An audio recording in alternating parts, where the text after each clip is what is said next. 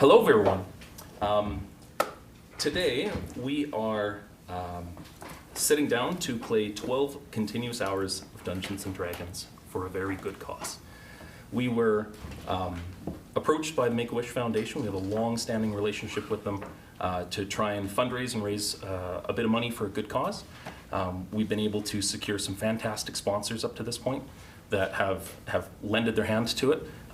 That'd be Tabletop Audio, D&D Beyond, Twitch, most notably, for putting us on, and a plethora of others that we're going to touch upon as we go through the stream. The setup that we have here today is going to be a little reminiscent of some of the things that you've seen before, because if it ain't broke, don't fix it. We'll go around, we'll introduce our players, and we hope to run you through a fantastic game of D&D. So, first things first, I want to go around the table and introduce our players a little bit. And then I'm going to do a little bit of an introduction to what we're doing. So, why don't we start with Tracy? So my name is Tracy. Today I am playing Gwendolyn, or Gwen, who is a artificer, wizard multi-class. She is rather brash. She is rather colorful. She tends to be, she tends to wear a rainbow-colored wizard's hat. She sits astride a broom of flying as opposed to walking anywhere she goes. And unlike a typical wizard, she tends to wear half plate and carry a shield. She also tends to never be without her owl, her snowy owl familiar named Celeste. And she has her very fancy spell book, which is a white dragon hide book that she keeps attached to her at all times by a very thin silver chain. Dave? I'm David. I will be playing Tonk, the Eldritch Knight Fighter Warforged. Tonk is far larger than I am, at 7 feet tall and 450 pounds, a mighty guardian of the times. He is going to be an interesting character in the fact that Tonk does not speak using pronouns. Tonk only refers to what Tonk knows about what Tonk can see.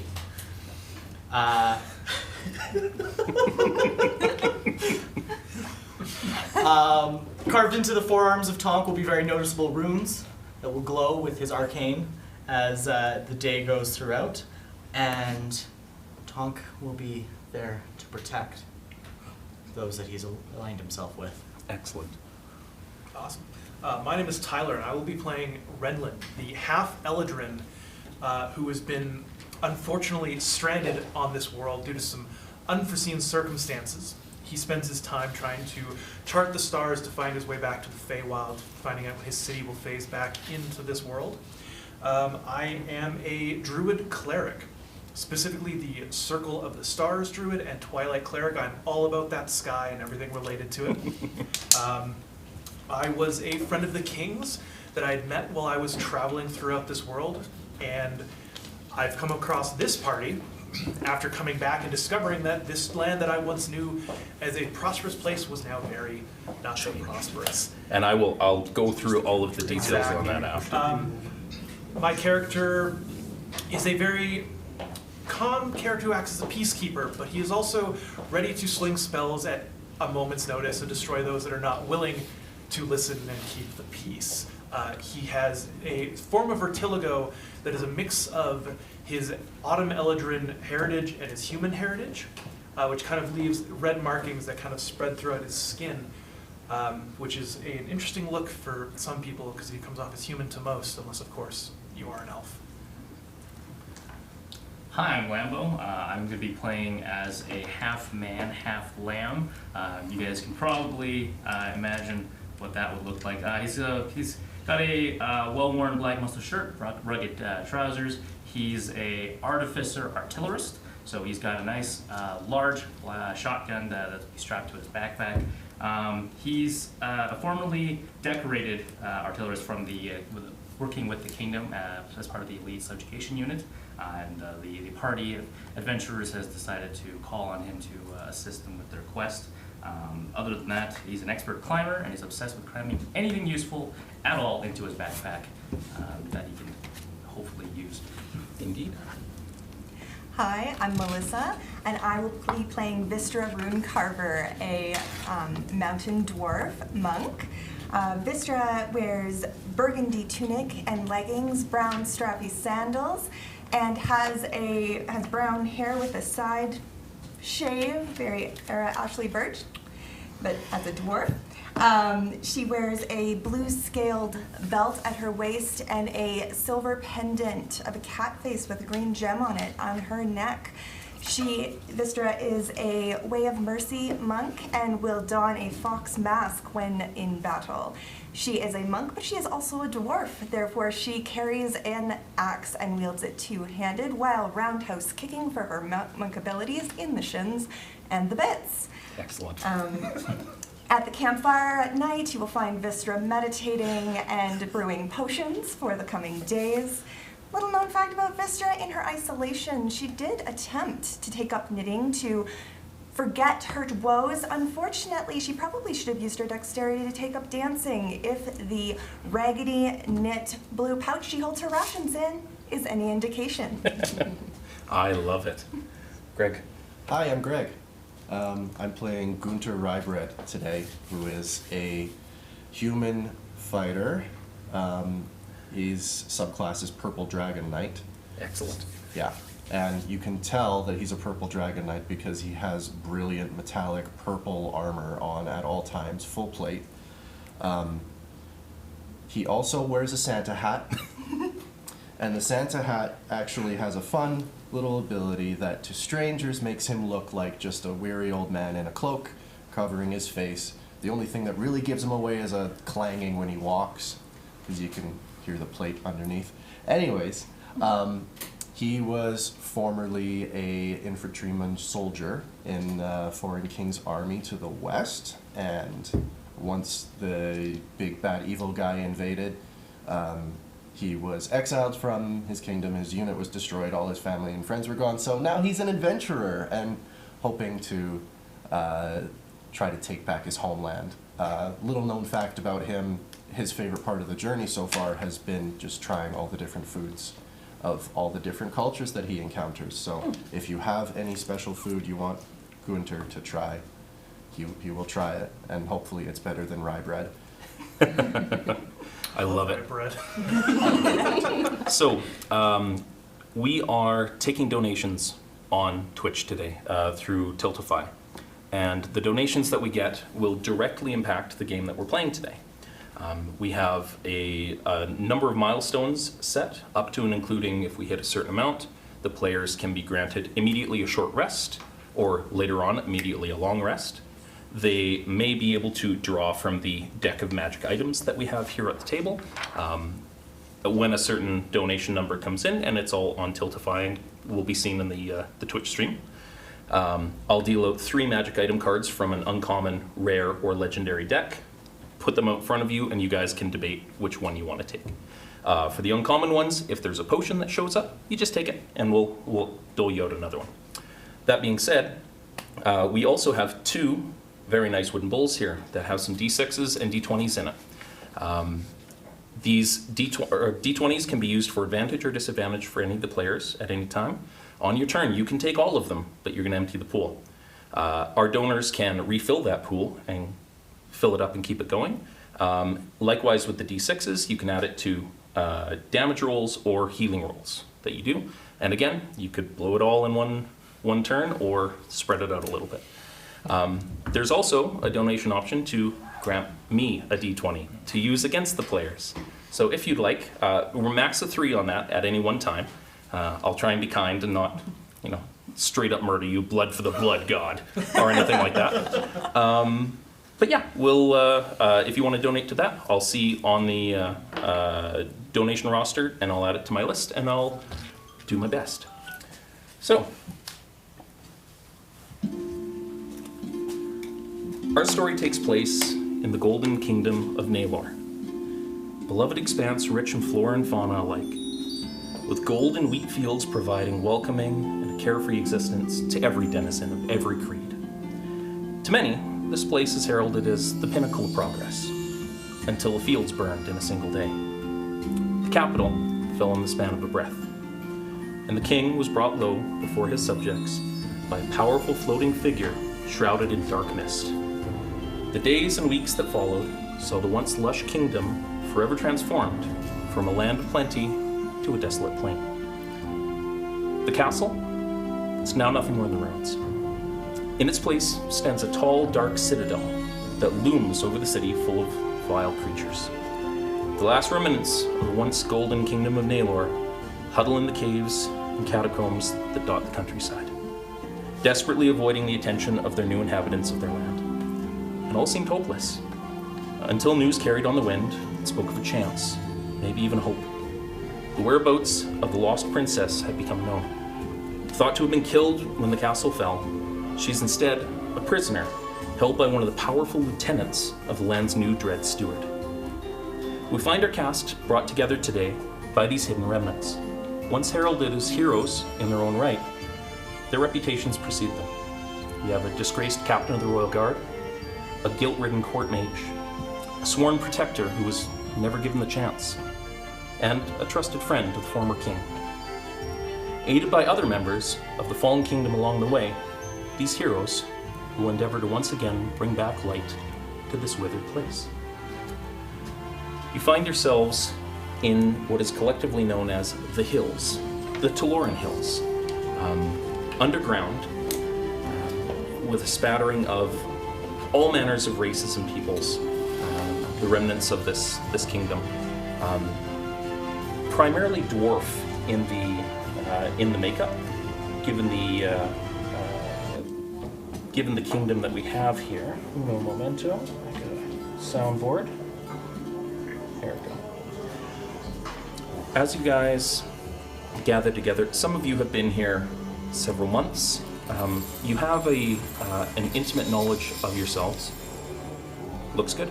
You have an intimate knowledge of the people that you're with, as you've been brought together for a reasonable amount of time, so you're intimately familiar with each other at this point. How does Gwen know everybody? What does everybody know about Gwen at this point? Well, everyone would know that Gwen was a court mage, just one of many. She wasn't the only one, and she wasn't particularly powerful at the time. She didn't used to dress in such elaborate colors. She used to dress rather regularly, but over time, after the kingdom fell, when she did come around, she started to be more and more outlandish. Her hair was now pink, and she started to wear this stupid, very colorful hat. And she just kind of kept adding and adding to that persona. Everyone would know that she's a little bit brash. She does talk up a lot. And she does tend to keep her nose stuck in a book.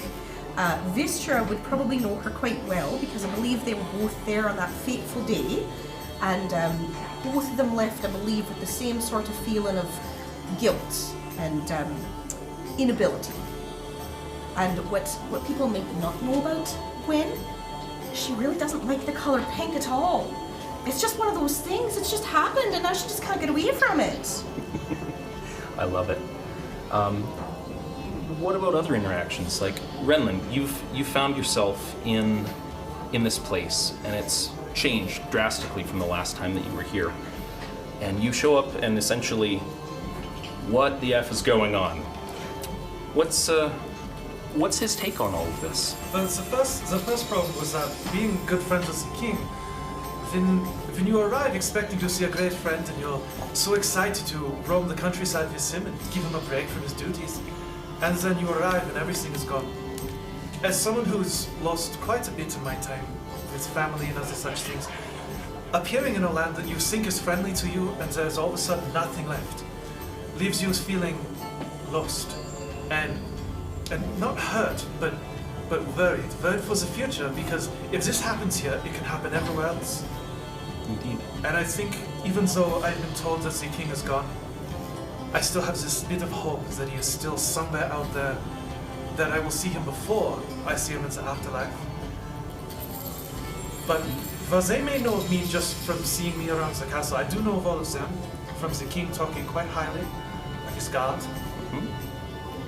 And I hope that they can live up to their It's the Reputations. Indeed. Vistra, you get approached by Minister Vostok. He's a red tiefling. You all know him reasonably well. Tonk, Minister Vostok was one of the folks that was able to bring you back online from your slumber, we'll say. He stands about 5'8", crow's feet across his eyes. He is weary and worn at this point. Slouched, tired, forever using something to lean on to just keep going. And he approaches you and he says, I think we might have a chance. I think if we can get the princess back, it will rally the people. And it's the first step to everything. We've waited a long time. This is our opportunity. This is our chance. What do you think we should do? How should we go about this? You're the captain. We have to rally the best. Call them from their rooms. We have to start immediately. Understood. I will see to it, and we'll make haste. And he gives a long sigh, and he gets up from the table and he shuffles off and makes contact with each of you, bidding you to join in what serves functionally as an antechamber. You are in hollowed out holes right now underground, and thankfully done by people that know what they're doing, because dwarves, man, dwarves. You sit around a large table, not unlike this one here, in approximately the format that you're currently looking at. And he says, our information seems reliable. It came from Special Agent Lambo. And I can summarize if you'd like, sir. I know you're not generally one for words. No, I would prefer if you summarized. But Absolutely. we spent many hours behind our lines, and I'm weary. So, high within Mount Nastuasvik, there rests a cave. The path itself is not necessarily treacherous, but we didn't explore inside at all. Lambo and the other scouts made it back reasonably unscathed. There was signs of a chimney, and some of our diviners were able to detect the presence of the princess. But as for what lies within, you're the most experienced people we have that are capable, and we felt it best not to risk it. Lambo on his own maybe could have taken them all, but who knows? Tonk, she was your charge, or meant to be. Tonk will go. Good. You'll see her safe. Excellent. Do you need anything? Supplies? I have a detailed map for you that leads you to the location that we scouted. Lambo will go with you, of course, because he's familiar. Is there anything that you require of us? How can we help you in this quest? How long was the journey to the mountain? The journey to the mountain was at least a few days. It was. And the path was treacherous. It was a number of small encounters that we had to avoid just to make it to the destination. But I would imagine a party such as this would have no problem making it there. Indeed. And what say you, Gunter? What kind of food do you have? He's taken aback for a moment. Well, for here or for the road? For the road. Oh, we have our usual fares of dried meats, nuts, sundries. We're subsiding heavily on rations. Dried meats, you guys. Dried meats. We get dried meats. Okay, I'm satisfied. Let's go. Excellent. And He's reconsidering some options for a second. Vistra kind of looks and goes, just leave it. You said that there were supplies. Do you mind if I spend a few moments in the supply Please room? take your time. Leave in the morning. I understand that you have individual preparations to make. I wouldn't presume to know the inner workings of your mystery, but I understand that Batman-like prep time is appropriate. Well, yes, of course. We definitely need some time to prepare and to review that map, if you wouldn't mind. Absolutely. Was there any sign of, arcane trickery along the way, or only once we arrive? Lambo, roll me a intelligence check. Arcana for you. Other sheet that you have. There you go. So a d20 plus whatever your Arcana says. D20. 13. 13. Plus 7 is 20. 20.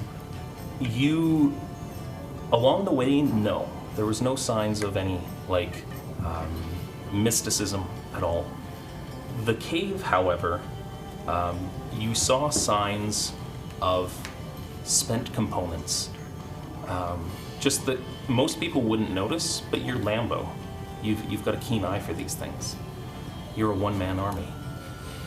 And it wasn't so much like, here's a large shimmering magical barrier, just there was something magical and mystical and arcane about what's inside, for certain. Perfect. Well, once we get there, we'll be right careful going in. You guys are reasonably familiar with how each of you operates as a team. You would have had the opportunity to do some drills with each other up to this point. From frontlining to reliable healing to, circle strafing. Vostok comes and provides a roughly hand-drawn map that one of the scouts that went with Lambo had shown. And you see dotted on it the location of the original capital, which is about a day and a half's ride from here. What is affectionately marked as the Hills, which is your current location. And then easily seen is Mount Nastuasvik. It's not nasty as, yeah. There's some common footpaths along the way. It's pretty much open countryside, not so much of a road, but easily navigatable across the plains. There's a few spatterings of wooded areas and forests along the way for security reasons. Yeah. He hands you the map and says, please make the best use of it as you can. I'm sorry it's not, pristine, hand-drawn shenanigans. It'll be enough. It'll be enough. Leave Friends? at first light. Aye. We can't delay it anymore. It's been long enough. We need to Indeed. bring her home. Absolutely. Will. Yes. So the night is yours. You have the evening to prepare before the morning. Does anybody want to make their own special preparations they'd like to say? Engage with anybody? Now's your chance. I think the first thing that is most important for me is I want to let you all know that I do trust in your abilities, but I do understand that as well. We don't know what we're going into, and I'm here. I know some of you can heal your your bruises and your scrapes, but should some of you need help, you may call upon me and I'll be there in a blink of an eye, or as quick as it takes me to get to you, which could take longer. But I fully believe in all of you, and if you believe in me, I will make sure that you stay alive.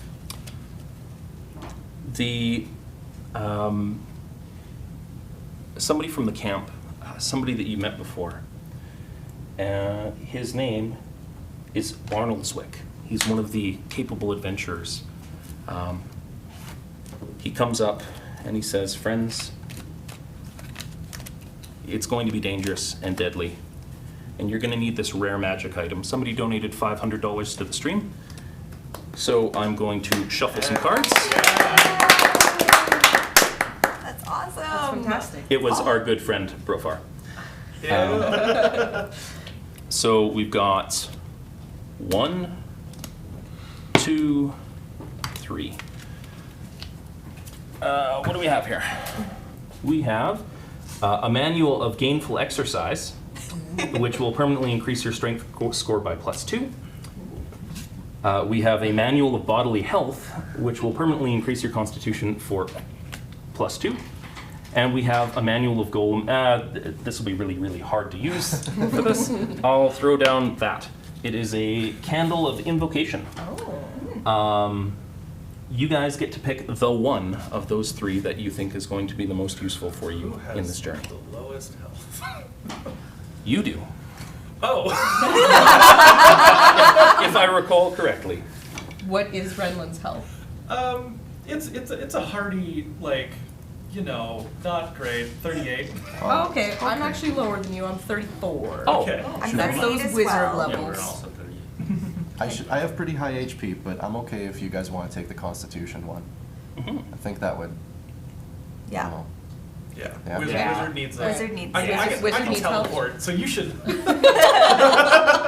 I can get away. All right. So you want the manual of bodily health? Yes. Cool. Permanently increase your constitution by 2, and we'll hand wave the 48 hours of reading that it needs. So Gwen will go back to her room this evening and be reading a book all ding dong night. What was Make sure in you that get your meeting? rest. I'll point out, production, I need to know what our milestones are for it. I don't have that visibility right now. If it can be put up somewhere, just so I can know to action that. So Gwen goes away and studies this ancient tome that your dwarven friend provided. What about the rest of you? Going with my usual nightly rituals, I'm going to go and lay underneath the stars, and I'm going to kind of float these golden discs up in front of me, and kind of through them, they're amplifying the star systems, the patterns, and I'm laying on the ground, moving them around, kind of tracking where the stars are moving, and not specifically the stars that the general population of the world can see, but the stuff that me, with my connection to the Feywild, is kind of tracking to find. And I do that for a couple hours, because I don't need quite as much sleep as the rest of you. Mm-hmm. So I spend my time outside doing my usual nightly hunt for my home. Excellent. Istra kind of gathers herself and goes into a little side hovel where the scene pans to a small dragonborn girl that's huddled in a corner playing with some makeshift straw dolls. And Vistra sits down beside her, slowly starts brewing a healing potion. Spends the majority of the beginning of her evening thinking quietly, showing the young girl who she had grown bonded to over time, and showing her the final steps in teaching her how to make the potions while she's away. Spends a short time meditating, preparing herself, then gathers what she had been preparing for years to finally set out on this journey and finish this. Gunter? Lambo will be mostly locked up in the supply room. I like it. His weapons and gear is strewn about, and he is slowly and meticulously cramming every single piece of supply or any sort of equipment that he can fit into his bag to ready himself for the coming trip. Just in case. And rightfully so. Excellent. Great. Yeah, so Gunther is probably enjoying his last hot meal for a while. Probably having a few brews and chatting up the locals, seeing what the talk of the town is. He's not very bright, so he's not much in preparation. Kind of keeps everything packed at all times and flies by the seat of his armor, but yeah, and tries to get a good as sleep as possible. But other than that, there's no extra preparation for me. Does Gunter have like the wannabe chef camping, like Coleman camping kit with him? Oh, he when you guys totally go? does. Small, like you're burning pine cones and twigs to like, this roux is almost ready. Like, Yeah, it's good. Are Are there any like shrines to the former royal family in the space? There is noticeably one area set aside. This place was used as a kind of a safe house, and everybody retreated to it. It's been expanded out with pick and shovel. But yeah, what was formerly the king's chambers have been set aside for all of their things, and just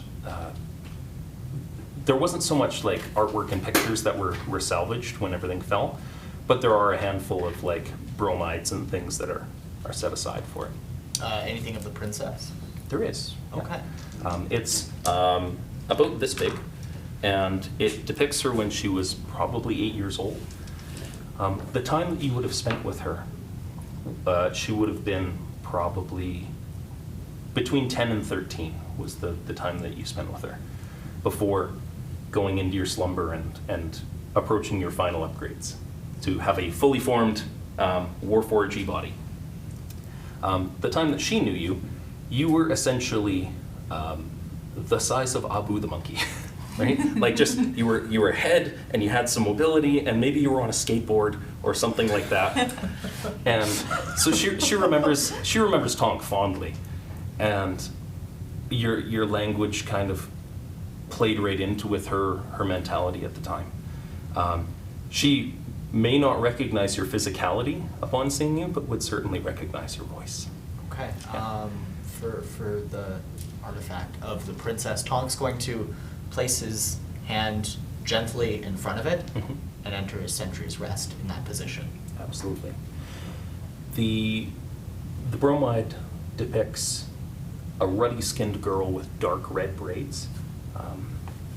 She was always brave. Short, very short, especially for a girl. She is a dwarf. Always getting up into hijinks, and there wasn't really a lot that you could do about it at the time. But yeah, that's what's depicted for you.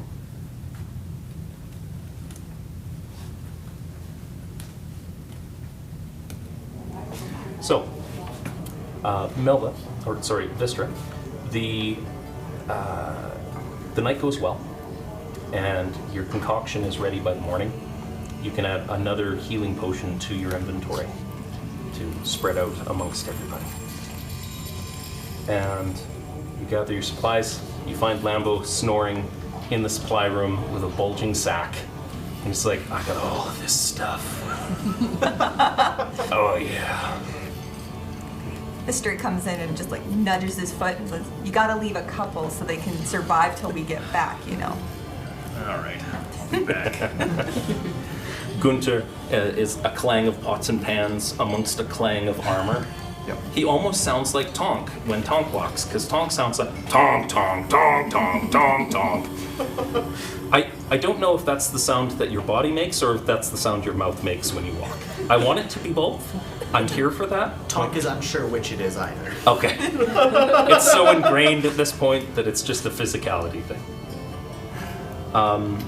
You're outfitted in your traveling gear. You see Gwen come down, probably a little bleary-eyed, because... Oh yeah, quite bleary-eyed. But that's okay, because she doesn't have to walk. She's just sitting astride her broom, letting it carry her along.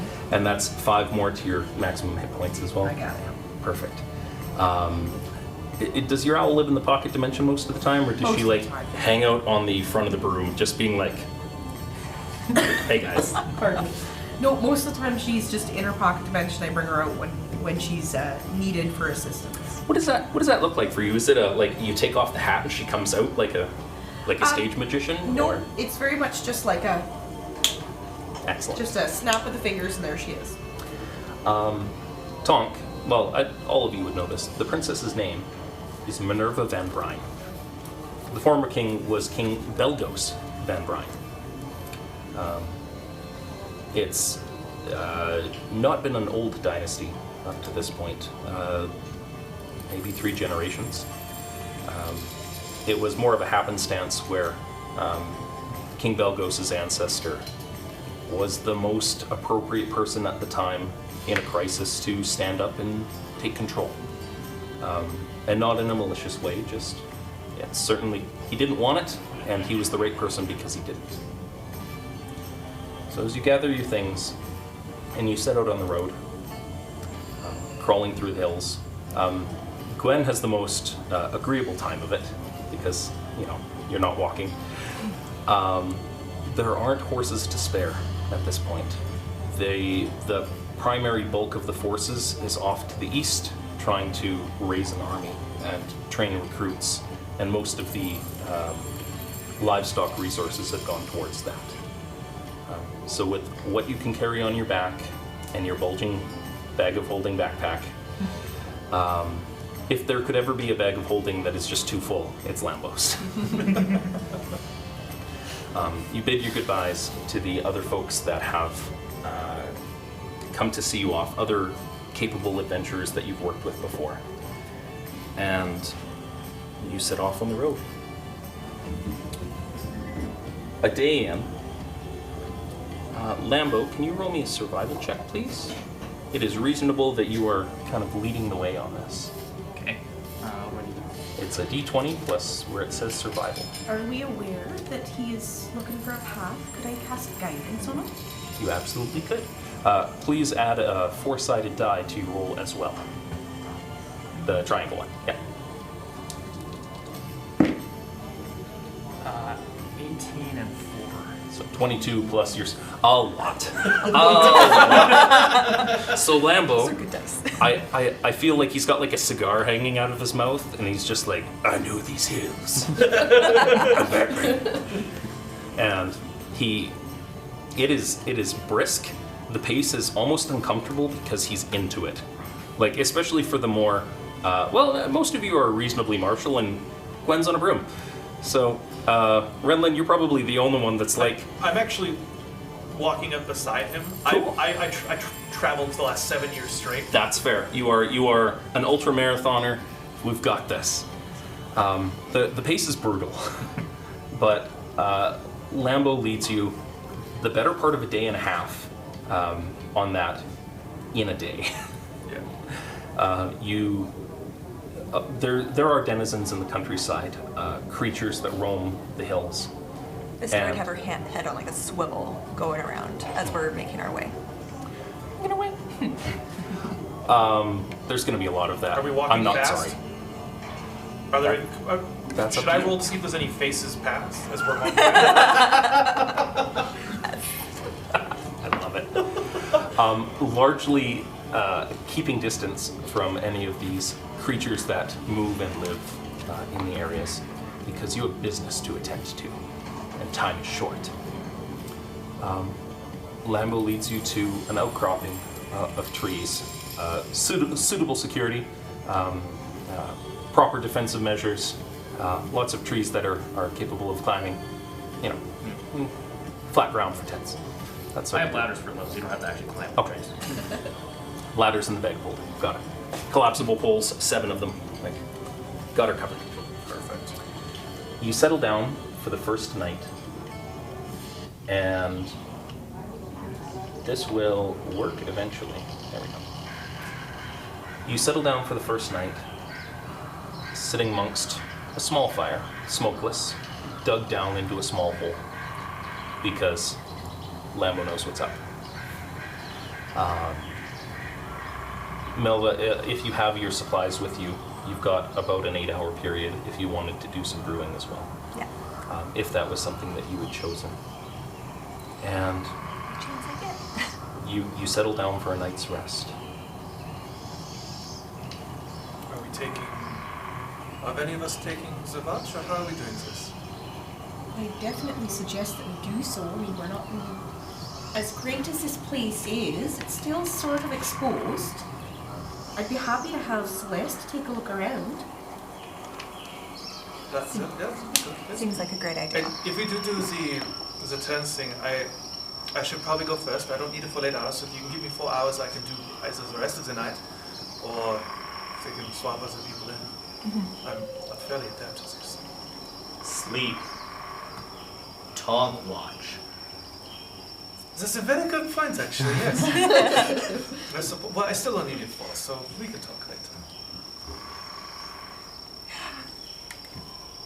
Mister just chuckles, glances over at Gunter, and says, "You holding up?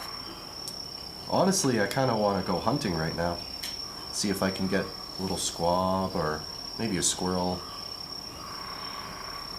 If you'd like to step away from the camp, do you have anything like a sling or a short bow?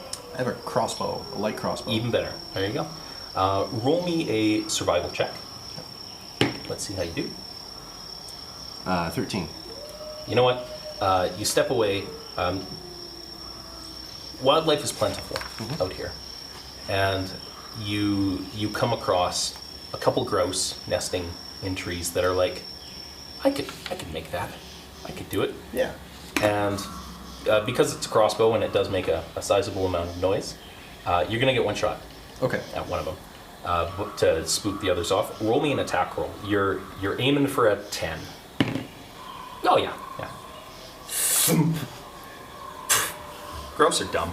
Like grouse are really dumb, and the two beside it don't move. They like look over. So it's just like 3 of them in a row. Yeah, and they're just like middle one kind of just cuddled goes, up and nesting, and the one on the far side just. Yeah. The two are, what And happened? the other two are like, Huh? he's drunk. You can take another shot if you like. Sure, I'll take one more. Yep. That is a natural 20. 20. Wow. That, Both of them at the same time? you know, yes. I was gonna say you murder it and destroy it and don't get food. But you're like, and you step back and you line it up and they just like, you come back and you're just holding 2 arrows With 3 grouse on with them. 3 grouse. and did you plant that? Like, did you do that? But yeah, you have food for the pot tonight. Sweet. What's Gunter making from these chickens? Oh, well, I'm going to try to preserve 2 of them the best I can. Okay. And just use the meat from one of them. So I'll skin it, prepare it, boil it into a stew with some of the dried fruit and nuts that we have, and maybe there's a small little spice jar that I pull out very sneakily and just sprinkle a little bit in, and then make sure nobody sees. Gunter has a magic item Yes. on him that is a small pouch about yay big. Uh-huh. And you say the word that you're thinking of and you reach in and you pull it out. It's a Heward's Handy spice pouch Okay, yeah, I like it. because I like it. And as you see him pulling in, he's like, saffron, black pepper, cumin. That would be terrible. Never put saffron and cumin together. That's a bad idea. But yeah, it's minute amounts, like for a daily thing. But yeah, you can make it taste essentially what you're looking for. And then for the update, yes, we did the blessing from Brofar, got the magic item. Doing good. We also do have another couple of donations, so I'm just going to take a moment and add a few in here. They weren't specifically saying what they wanted, so this kind of adds it up. They're generic. So as Gunter comes back with these 3 grouse, I've just summoned Celeste and I'm getting ready to send her up to have a look around. And I see the grouse and I just grab my owl and I tuck her in close to me and give you a little bit of a look. Don't worry, owl tastes terrible. All right, that's fantastic. Vistra, would you mind if I just kept a hand on you for a moment? Because once I can see what Celeste can see, I can't see what I should be able to see. Absolutely. And I will just hold on to Vistra and send Celeste up to have a quick look around the area. All right. Roll a perception check for Celeste. Okay. Step walk. And it's at advantage because owls. Yeah. That would be a 16. 16. As you go up, and your eyes kind of go whatever color they go when you do this. What color is your magical effect? Like when Gwen channels her arcane energies, is it a rainbow? Is it green? Is it blue? Is it surrounded by butterflies? What's it look like? It's kind of a rainbow. There's a little bit of a sparkly effect, so I would imagine that her eyes kind of go a little bit of a shimmering purple color. Okay.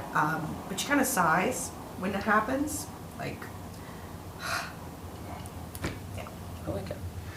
You breathe out heavy, and Celeste goes up and starts working through. And you get this immediate imagery from her senses first of squirrel, mouse, snake, and you push past it a little bit because it doesn't control you. It's just, you have that telepathic bond, and everything bleeds over. And you know that you were looking for people, looking for threats. Is that the intention? Yes. Okay. Celeste goes around and it takes a full 45 minutes to an hour as you guys are sat down and going about your routines. And eventually on snowy wings just kind of flutters back and nothing appears close. I will flip back to my own senses and I will send Celeste to her pocket dimension. Back in the bag! I will take your Oh, no, broad wait, hand no. off my shoulder. I'm like, you're not the owl, right? It just kind of happens. I apologize. I didn't mean for that. It'll heal. A long rest can cure many things. Almost. All right. So just so you guys are aware, we've currently raised $840. That is amazing. Thank you so much for the folks watching at home. Yeah, very good. Absolutely. The night is relatively uneventful. Tonk, I'm going to need 2 perception checks from you, though.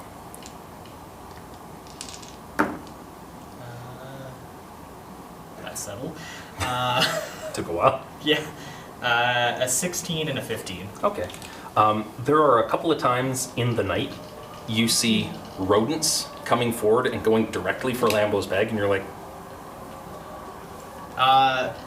Like small, I'm assuming yeah, rats and stuff like rats. that. Like squirrels are a bigger danger than bears in the woods. They will eat your stuff. Yeah, every time it happens, Tonk just kind of stands up and stomps in the general direction of them, just scurrying them away, and then just flops back down wherever he stopped chasing them off. I like it.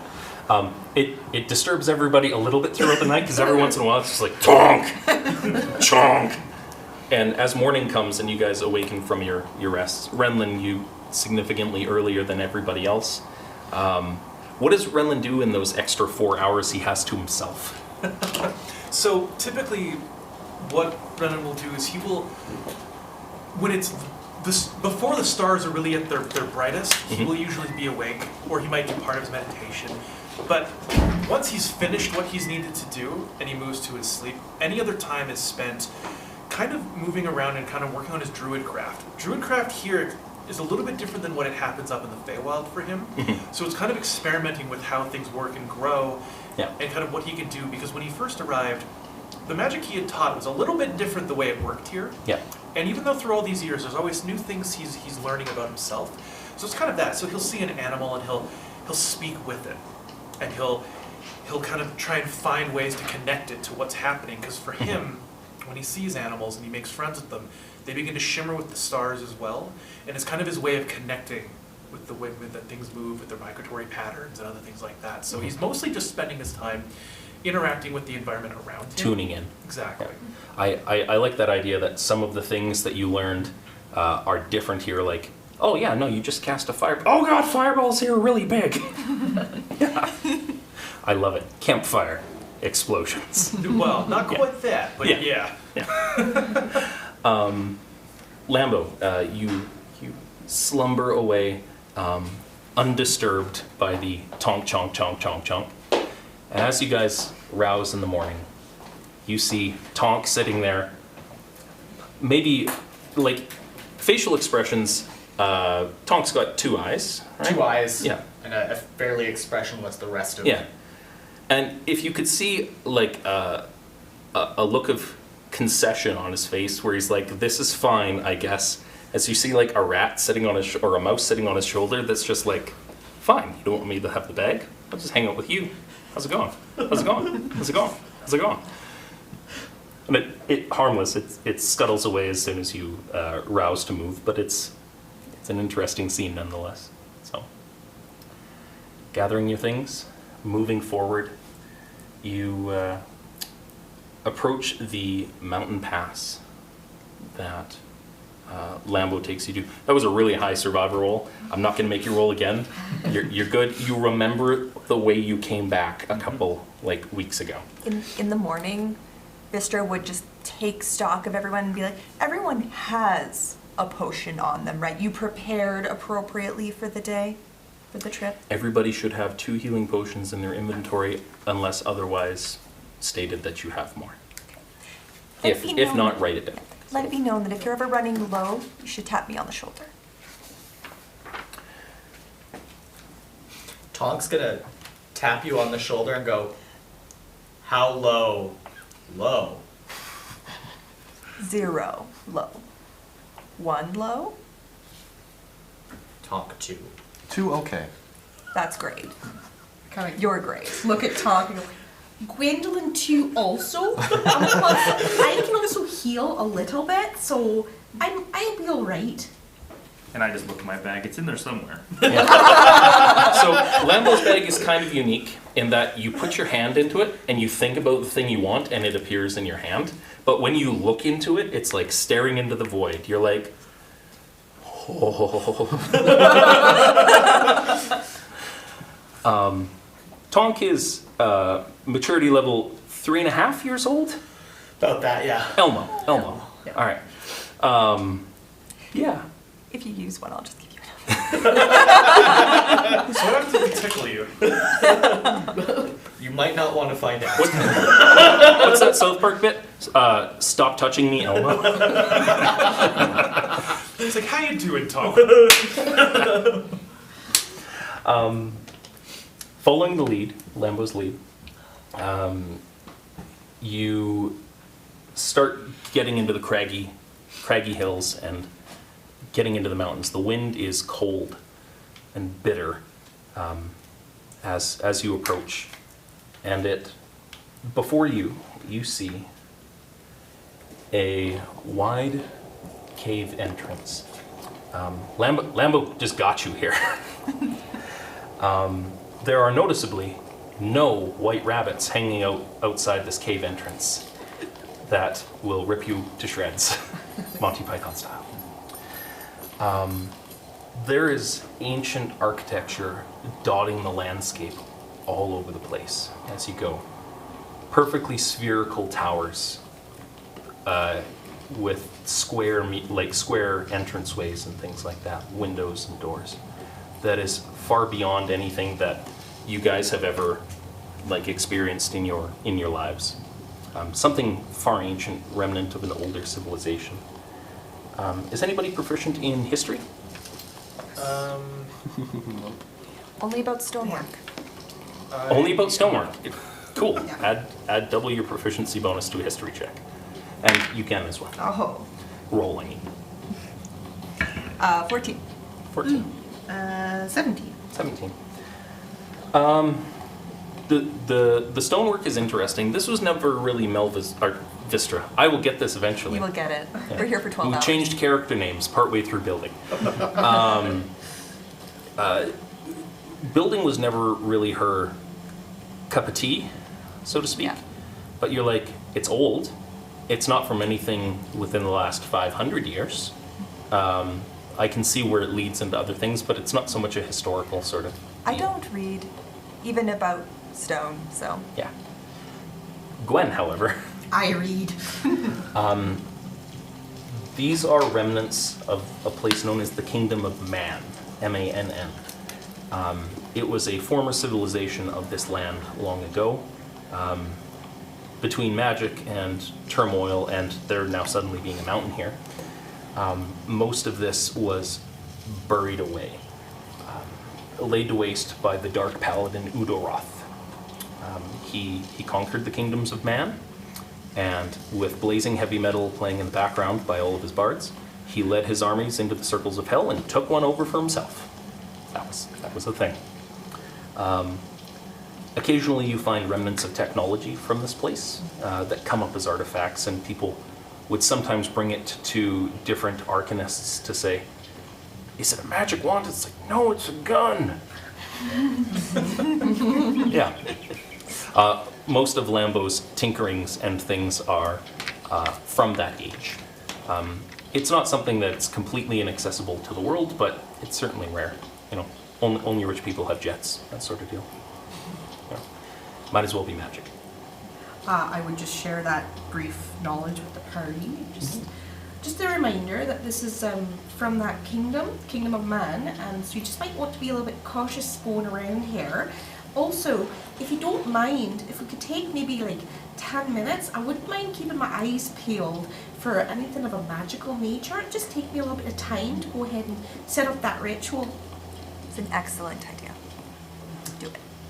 So I will take 10 minutes and ritually cast Detect Magic. All right. So as you sit down and you form your circle around you and start working your magics, and you guys see these kind of rainbowy wisps filtering around and forming symbols and circles. What's everybody else doing in that 10-minute time period?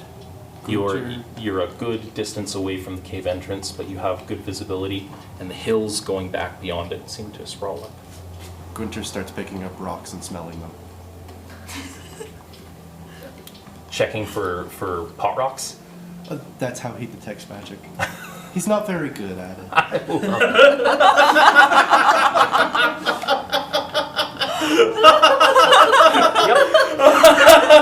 Yep. Intelligence of 8.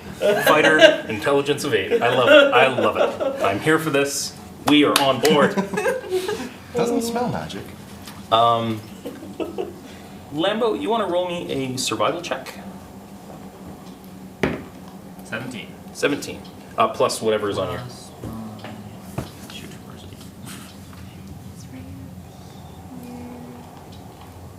Nothing. 17. 17. Cool. Looking around, like, Gwen sits down and is prepping her stuff. And you start, like, casing the area, right? Always have an exit strategy. And you find up in the... up on the mountain, just like maybe 100 feet up from where the cave entrance is, and you're kind of scoping along the side. There's a small hole about this big that is just covered in soot.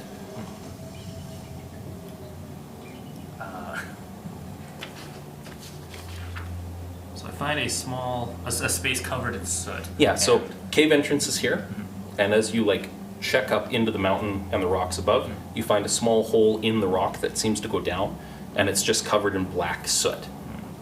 Like deep enough that you could reach your whole arm in and not feel anything to the bottom.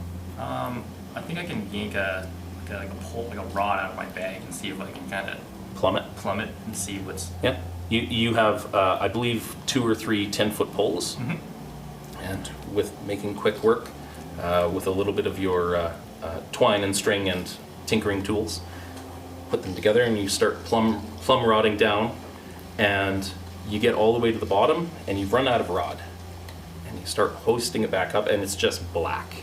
It's like a fireplace. Sure. There are certainly denizens here of some kind. Yeah. Smoke has to go somewhere. I think I would probably be best to report that back to the group and let them know. Some time passes. You finish your ritual as Lambo comes jogging back on his cloven feet. And you open your eyes and you can see through time, of course. And on each person there's little trinkets like Vistra's cat head necklace with the little green agate in it glows. Particular schools of magic all around. Lambo's bag, that sort of thing.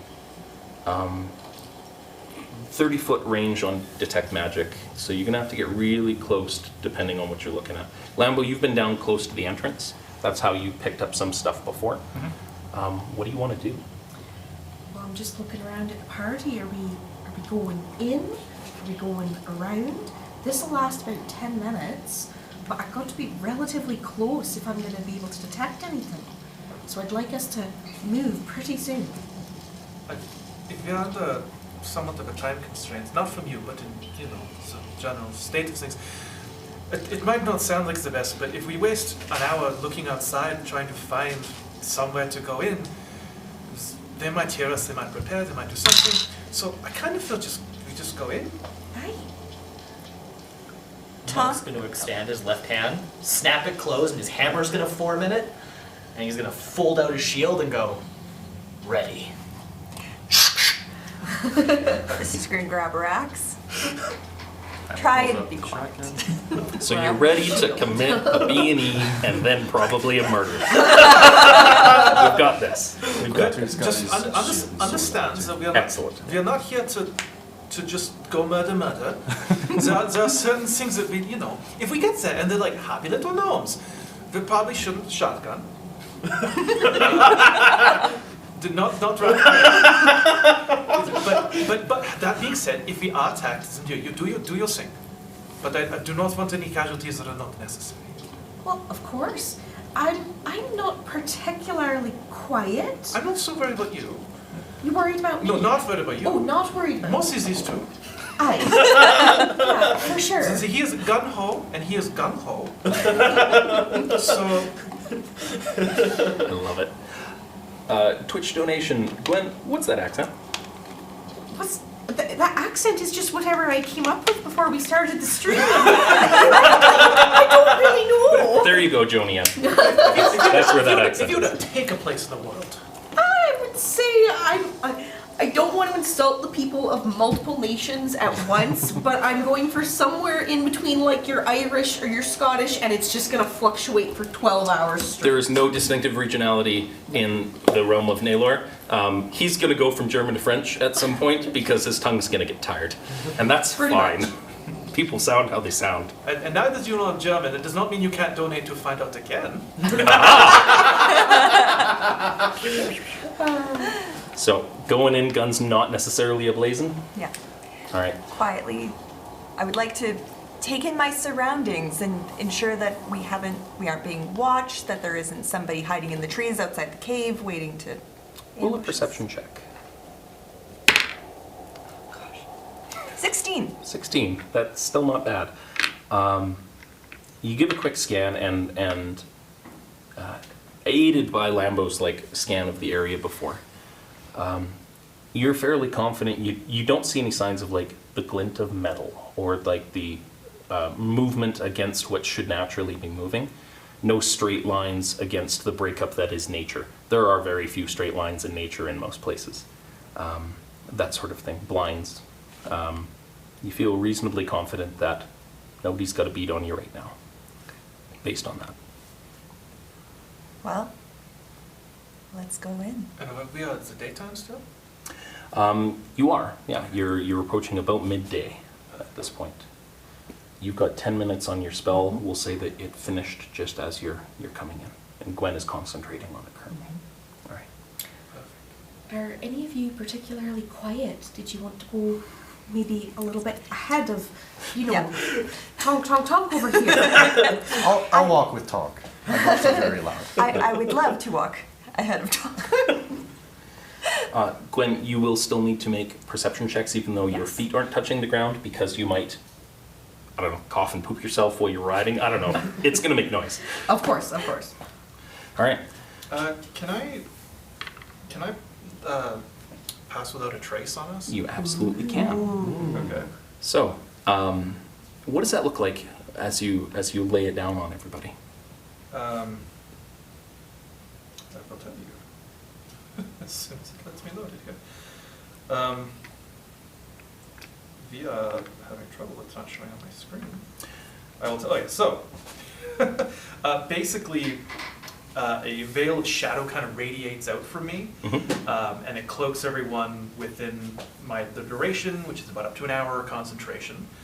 And they get a +10 bonus to their stealth checks, and they leave no tracks or any traces of their passage through. So, Renlin's magic, as you channel this, is it coming out of a star map? What's the... from me? So, that's a good point. Yeah. As we're kind of walking towards the entrance, I kind of motion my hands, and my glass discs kind of come up. They're normally glimmering and gleaming, and they kind of fill with a bit of an inky darkness as they spin. And what seems to you kind of seems like a nebula, kind of light, starlight, bathes over all of you, and cloaks you from, easily being seen. I love it. That's great. Tonk, for the first time in your life, it doesn't go tonk tonk, it goes tonk tonk. Tonk's going to look at the ground behind him. He's like walking backwards for a minute there, watching the footprints disappear as he goes, and just in absolute amazement of this. I love it. Everybody roll me a stealth check. Tonk, you are wearing, Tonk and Gunter, you are at disadvantage for your plate mail. Halfway. Yes, disadvantage. I just want to That's say, no good. I'm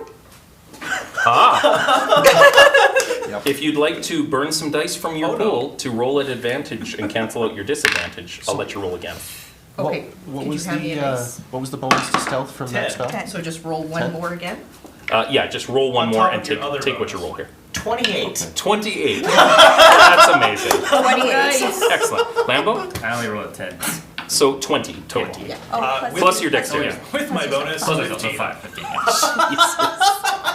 Sorry, what did you roll? So All right. 10. 10 Okay. plus 10 With plus Pastor 10. So Trace. 25. 29. Oh, I love it. Ooh. White dice back, please. I'll put them back into the pool if you've spent them, so I can add some more later.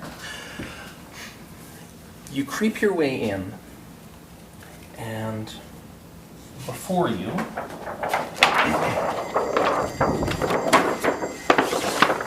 What? there you go.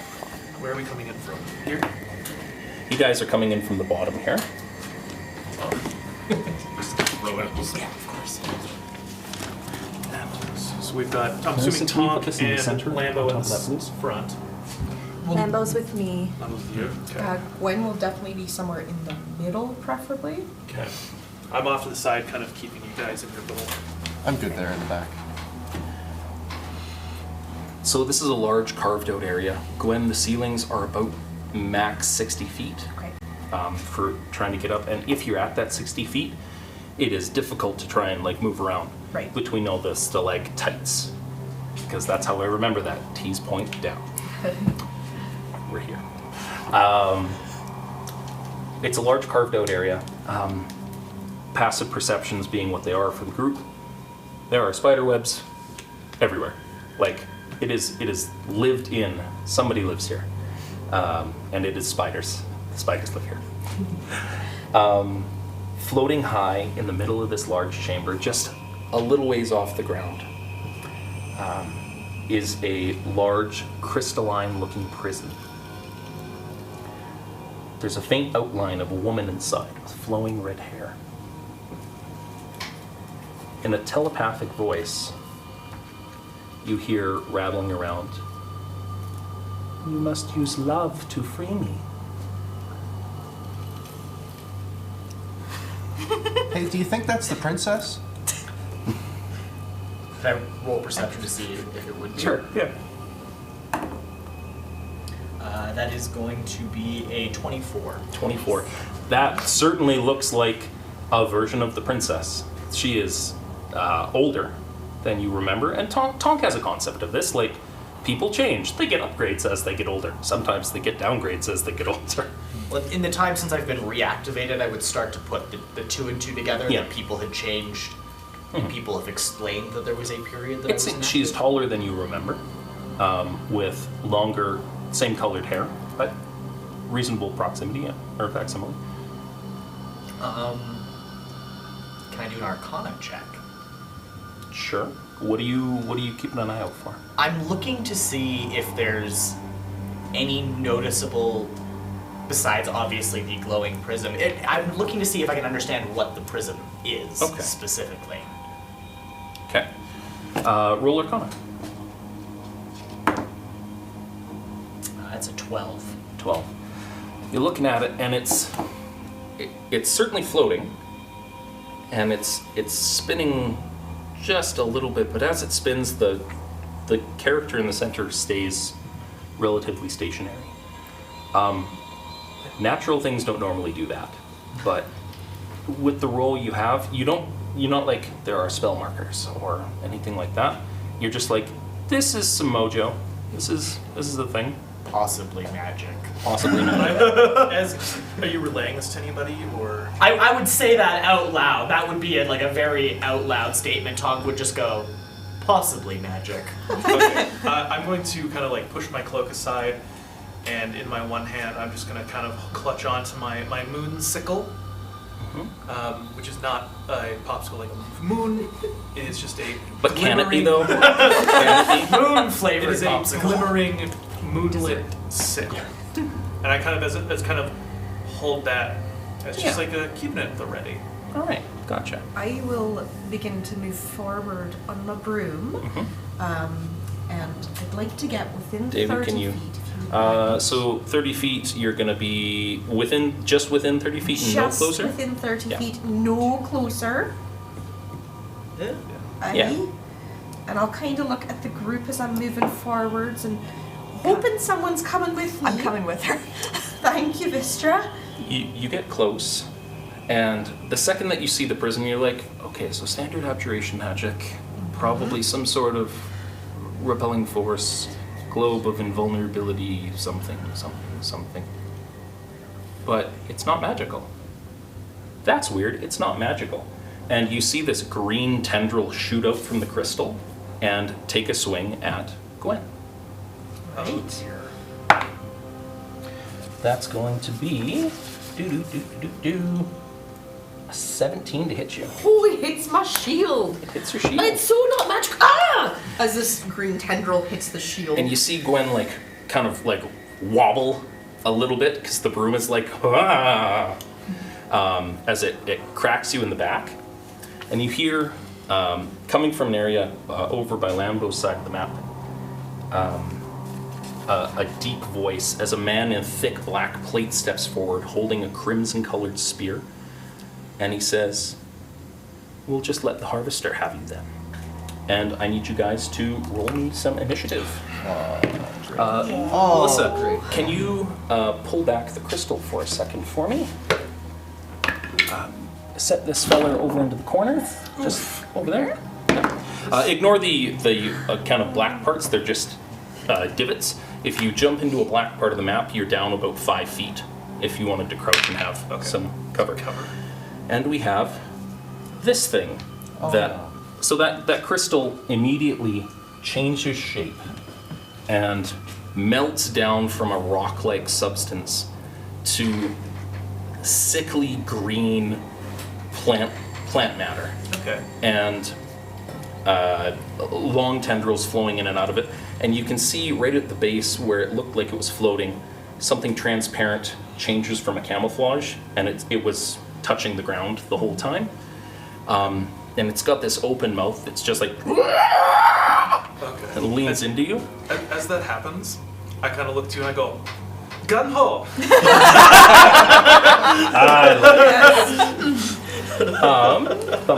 Beautiful. Rolling initiative. 25 to 20. 20. I need a pencil that works. Vistra. 1915. Oh, I had 20 earlier as well. Sorry. Oh, What's your dex? Dex. I go first. there we go. Lambo's after Vistra. There we go. Every score's 15 to 10. 13. Oh no. So not good. This is not. The rest. I'm 9. 9. Okay. I'm 7, Oof. and that's including my +6 to initiative. Oh, you got a nat one. I rolled a 1. Okay, I rolled a 3. Okay. So you're going last. Yeah, that's okay with me. It happens. It happens. Let's just hope that's not going before. Vistra to protect me, right? And you see in this plant the figure of the princess kind of like pulls to the forefront of its physicality and compresses down, and her pale red skin and red hair kind of shift into a green as she bloats and becomes this sickly cabbage person, and the plant in front of you goes and spits it out into a rolling loogie on the floor, And I just want you to take a moment to appreciate what she now looks like as you put her 10 feet away from Gwen. Oh no. I don't want that 10 feet in front of me. That's And you see gross. little bits of this cabbage person have like tufts of like red dwarf hair just like sticking out at on angles and just like teeth. Oh. And that's going before a lot of you. Oh, Oh, great. No. So do we still think that's the princess? I love it. No. All right, Tonk, it is okay to swing as this one. let's. Tonk will. There we go. My instincts are saying no. Okay. Thank you. Vistra, you're up. Vistra grabs her axe and looks visibly angry at this deception and runs up to our little cabbage friend and is going to take two-handed swings. Mm-hmm.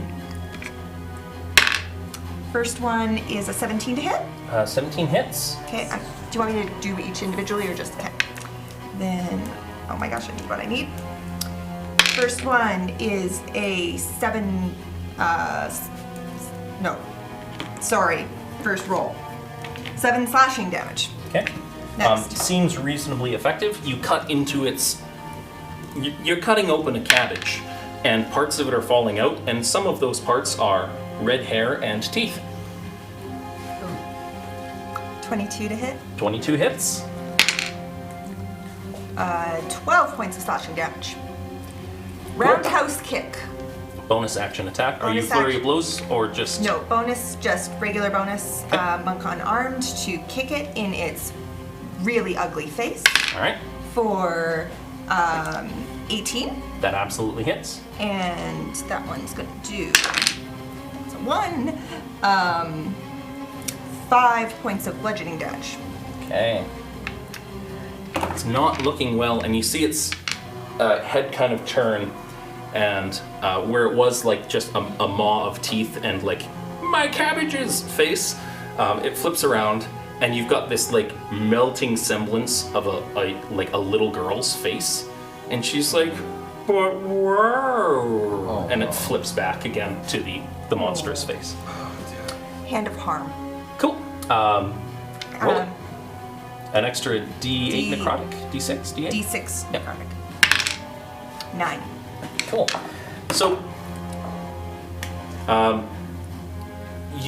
what does that look like when Melva Vistra completely dispatches this cabbage person and like ends their life? So, Vistra, she may not be book smart, but she knows when she's been fooled, and she's waited for this, and she saw her chance. She slashes through it, bisecting it, quarters it, and kicks the teeth, and they scatter over the much larger tentacle monster So of Doom. as you complete your assault, you see this thing turn to coleslaw and just like spread across the floor, and it thumps a little bit as the plant matter just kind of like withers away and trickles, and the bits that looked like flesh and that looked like a semblance of a person slowly shift back into a green and just like ooze out into a slime. Turn 1 and a baddie is dead. If you want to just pull it off the map for a second here. Good job. There you go. Who wants No salad for room lunch? from that thing. Yeah, from behind you, Gwen just goes.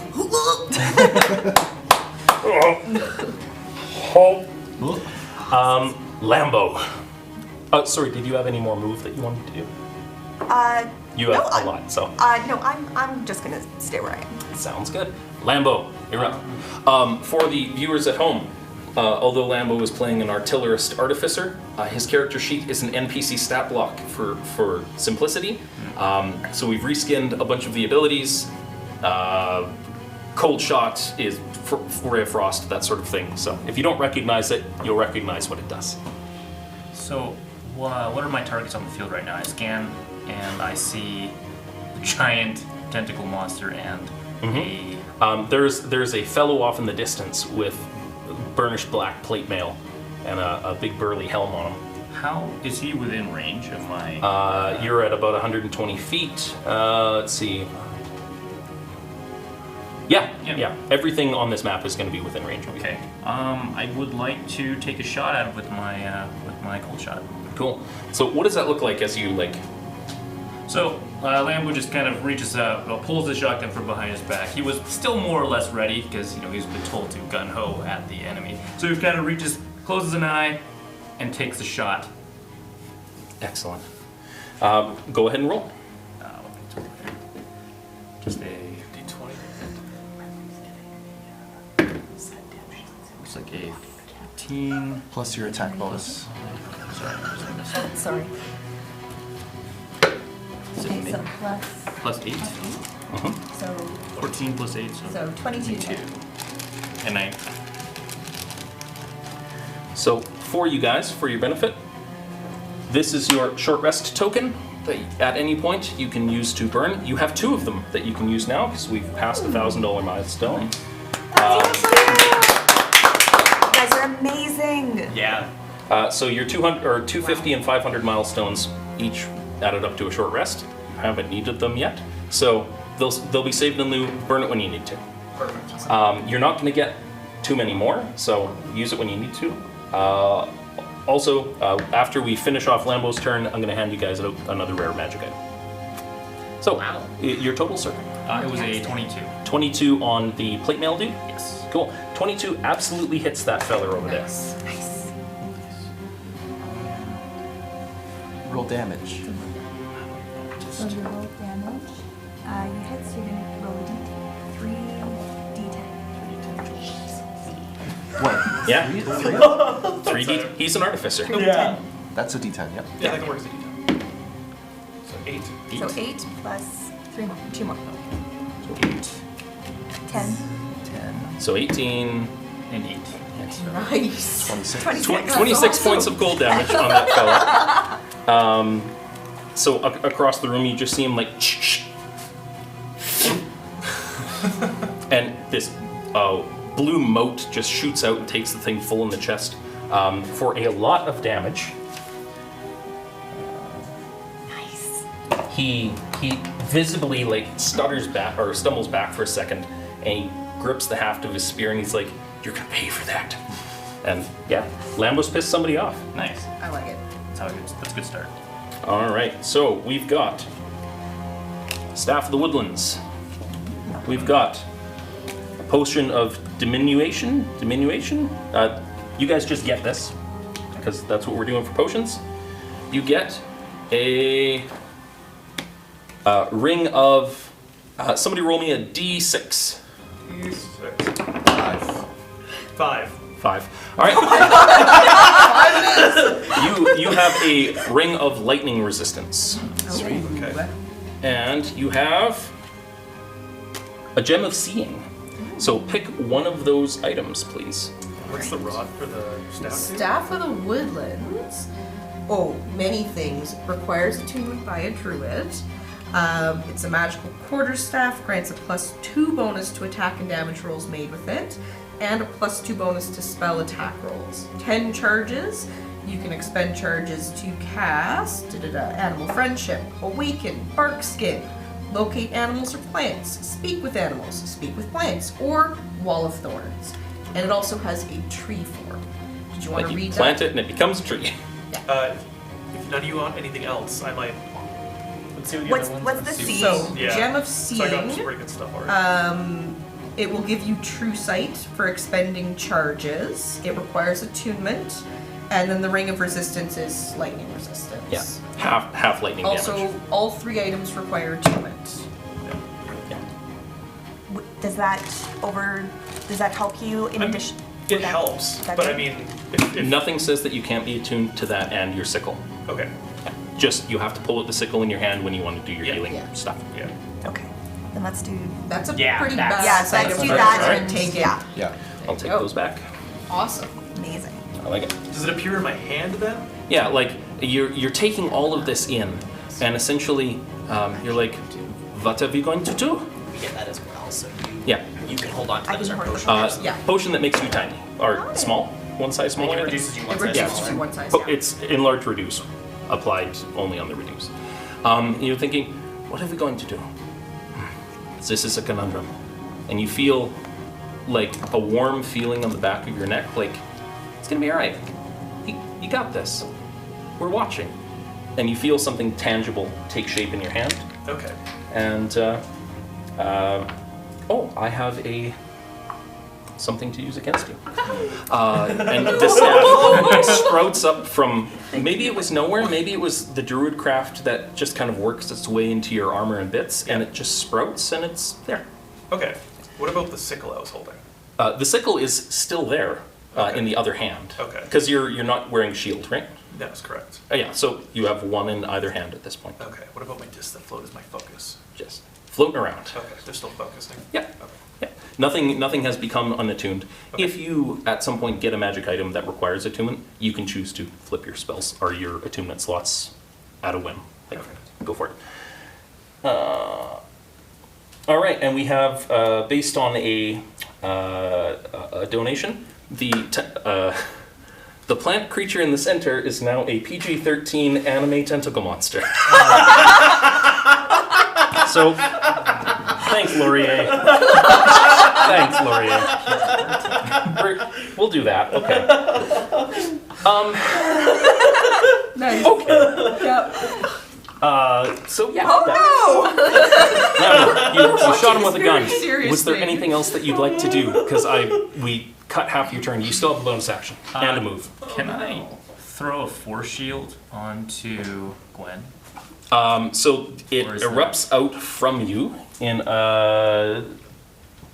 you will hit yourself, Renlin, and Tonk. If you wanted to hit Gwen and Melva, you'd have to, or Vistra, you would have to step up. I will get this right in like hour 13.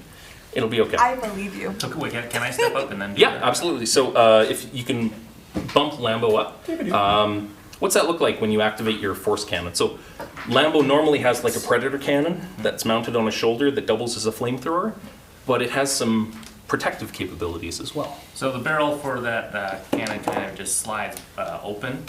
Normally it's got like the barrel is closed to kind of shoot its shot cannon, but it opens up from the side and then it kind of projects I guess kind of a... It emanates around you Yeah, specifically. just kind of emanates around me as a nice force bubble, kind of protects everybody. How much do they add? Adds temporary hit points equal to 1d8 plus 4. So you roll that. How big is this bubble? It's 10 feet around him. So Okay, it's so I'm not in it. yeah. Oh no, I am in it. Yeah, you'd be hit by it. Tonk and Gunter, you're just outside range. How many? Yeah, so it's a D8 plus 4. 7. 7. So everybody, Gwen, Vistra, Lambo, and Renlin add 7 temporary hit points. Cool. I'm gonna lose those as soon as I move in a second. Thank you. Our auto repeat is not functioning for the soundboard. The body harvester is going to come in just this side of where Gwen and Vistra are, the center of the creature. The anime tentacle Yeah. monster. So what was once flavored as a tasteful plant monster now comes in. It's gonna And make it's you like, its wife. notice me, senpai, and it sees that Melva has Vistra has dispatched one of its children. I am sorry. I am so sorry. I have a nickname. It's fine. Yeah. It's Well, fine. it's Melissa, and it's such a Yeah. it's one of those things. It comes up upon you, and it starts making lash attacks on you. It's going to be 3 attacks. All right.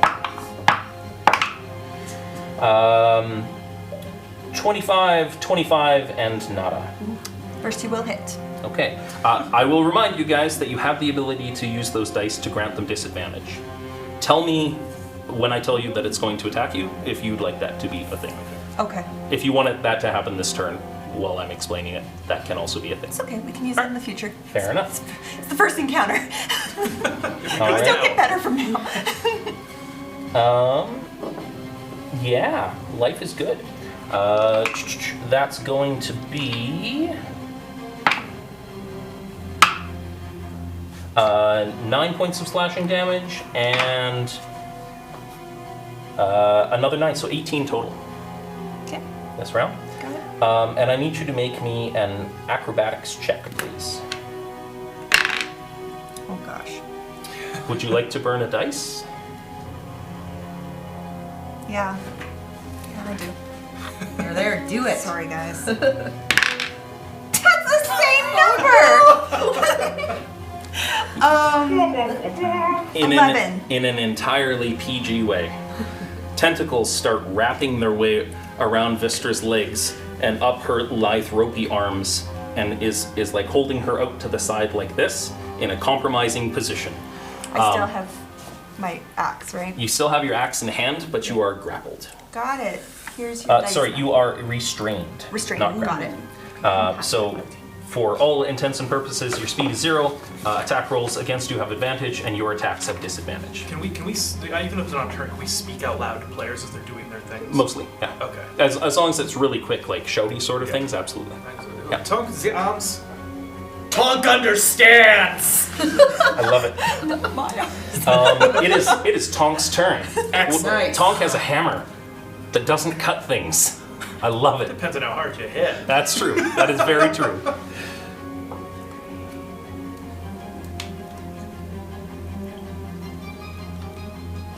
Tonk is going to now occupy this space.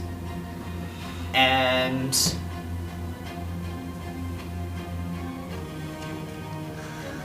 Tonk is realizing Tonk can't do what Tonk wanted to do without making things really awful.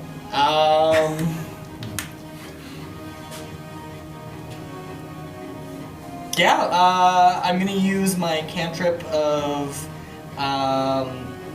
Booming Blade. Okay. I will remind you that you have an owl familiar because you are a Eldritch Knight. That as a gimme, because you were preparing for battle, what's his name? Her name? Hoot. Hoot. Hoot totally would have been ready. What does Hoot look like? Hoot is a small pygmy owl I love it. that hides in the armor plating of Tonk's back. Perfect. Yeah. Hoot is like, let's do this. I realized that I didn't get initiative for your familiars, so for the remainder of the combat, your familiars are going on your turn. Okay. Normally they would go separately, but Stress. Okay. Yeah, that's how I want to do this. that is how you want to do this. Yes. So Booming Blade onto my hammer, and I am swinging with the intent of crippling the now tentacles that are lashing onto my friend. Yeah. Slowly pulling her towards this gnashing, like, maw of yellowy white. It looks like 100 beaks that are just doing this, and it's getting closer. So Hoot is going to separate from me first to occupy. Can you also move Vistra 1 square closer, please, to represent the cheese? Right here? Yeah, that's Okay. fine. Yes. So Hoot is going. I need a token for Hoot. I've got you covered, actually. Do you? Okay. Hoot can be this Hollyphant. Excellent. That is adorable. I'm gonna have Hoot here. Yes, Hoot will plop out of my armor, shake himself off, and now occupy that space, which gives me advantage, right? No, that is not right. He uses the help action, Help action. which gives you advantage. So yeah, Hoot will give me a help, which should still work because we're within Yep. 5 feet, Yep. which will give me advantage on my attack. And he can vacate after. Yeah. fly by. And yeah, my intent as I'm bringing my hammer down around my shield is to try and cripple those Tentacles. tentacles. So with advantage, best one on that is going to be an 18. 18 will totally hit Okay. the Harvester.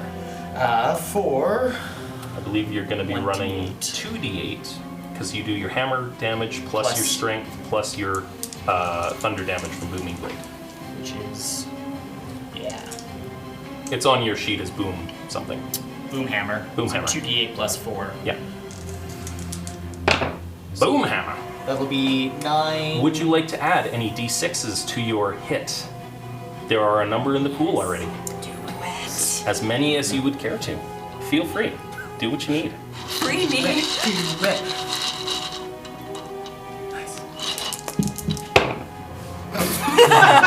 So that'll be a 10, 12, 14 points of damage into the creature's arm All right. for my first attack. For your only attack, you cast a spell this turn. Oh, I guess, Yeah, it is. That's the trade-off. But Yes. if it moves, Yeah. it's going to take more damage. Yes. Moves of its own volition. Anything else you'd like to do? If you would like, for simplicity's sake, if you're only using Hoot for advantage, you don't have to have a mini on the board. Okay. And we can just say that he swoops in and pisses the thing off and leaves. Okay, that's what I'm gonna do then. Totally okay with that. I'll hold on. Yeah, hang to on for to it for now. now. That's Lulu from Descent into Avernus. And that's Slobber Chops from Descent into Avernus. Okay, yeah, that's gonna be my turn then. All right, fair enough. You plant your feet, do what you need to do, and we get to it. Cabbage Patch is dead. Yeah. Cabbage Patch Princess is not a thing anymore. Renlin. Renlin. Okay. Renlin, having seen this just crazy oozing thing sprout out, and this thing kind of appear in his hand from his druid craft, just kind of goes, okay, no, we got this. This is no problem. We got this. And he kind of, he takes his movement, and he's going to kind of move here, 5, 10, 15, 20, 25, 30. So no one's in, or actually go up to there instead. And I'm going to hit it with a second level ice knife.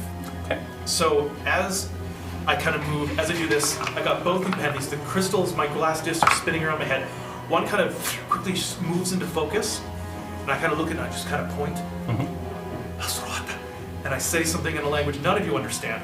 And from it, just kind of crystalline shoots out towards the beast on its side over there. That's the name of my band. The beast. Crystalline. Oh, nice. So I'm gonna roll the hit with my plus 10. So 23. That will you're aiming it to the point where Ice Knife is not going to hit your companions? That's correct. All right. Are you sure?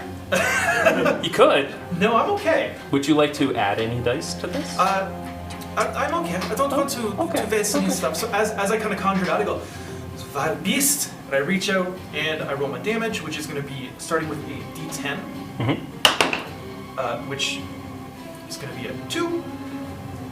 So that's exciting. However, I now have 3 D6 that I'm going to send out if it fails its dexterity save. It did? It rolled it. Great.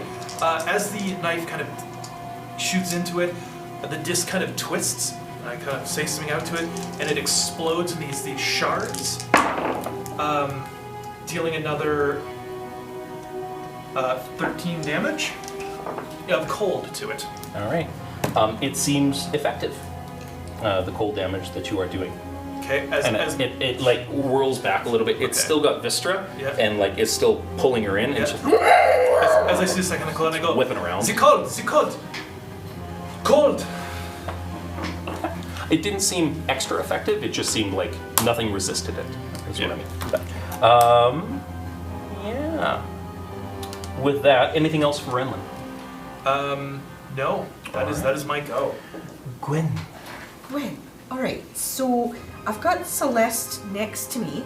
So I kind of hold out my hand and I've got my white dragon hide book there.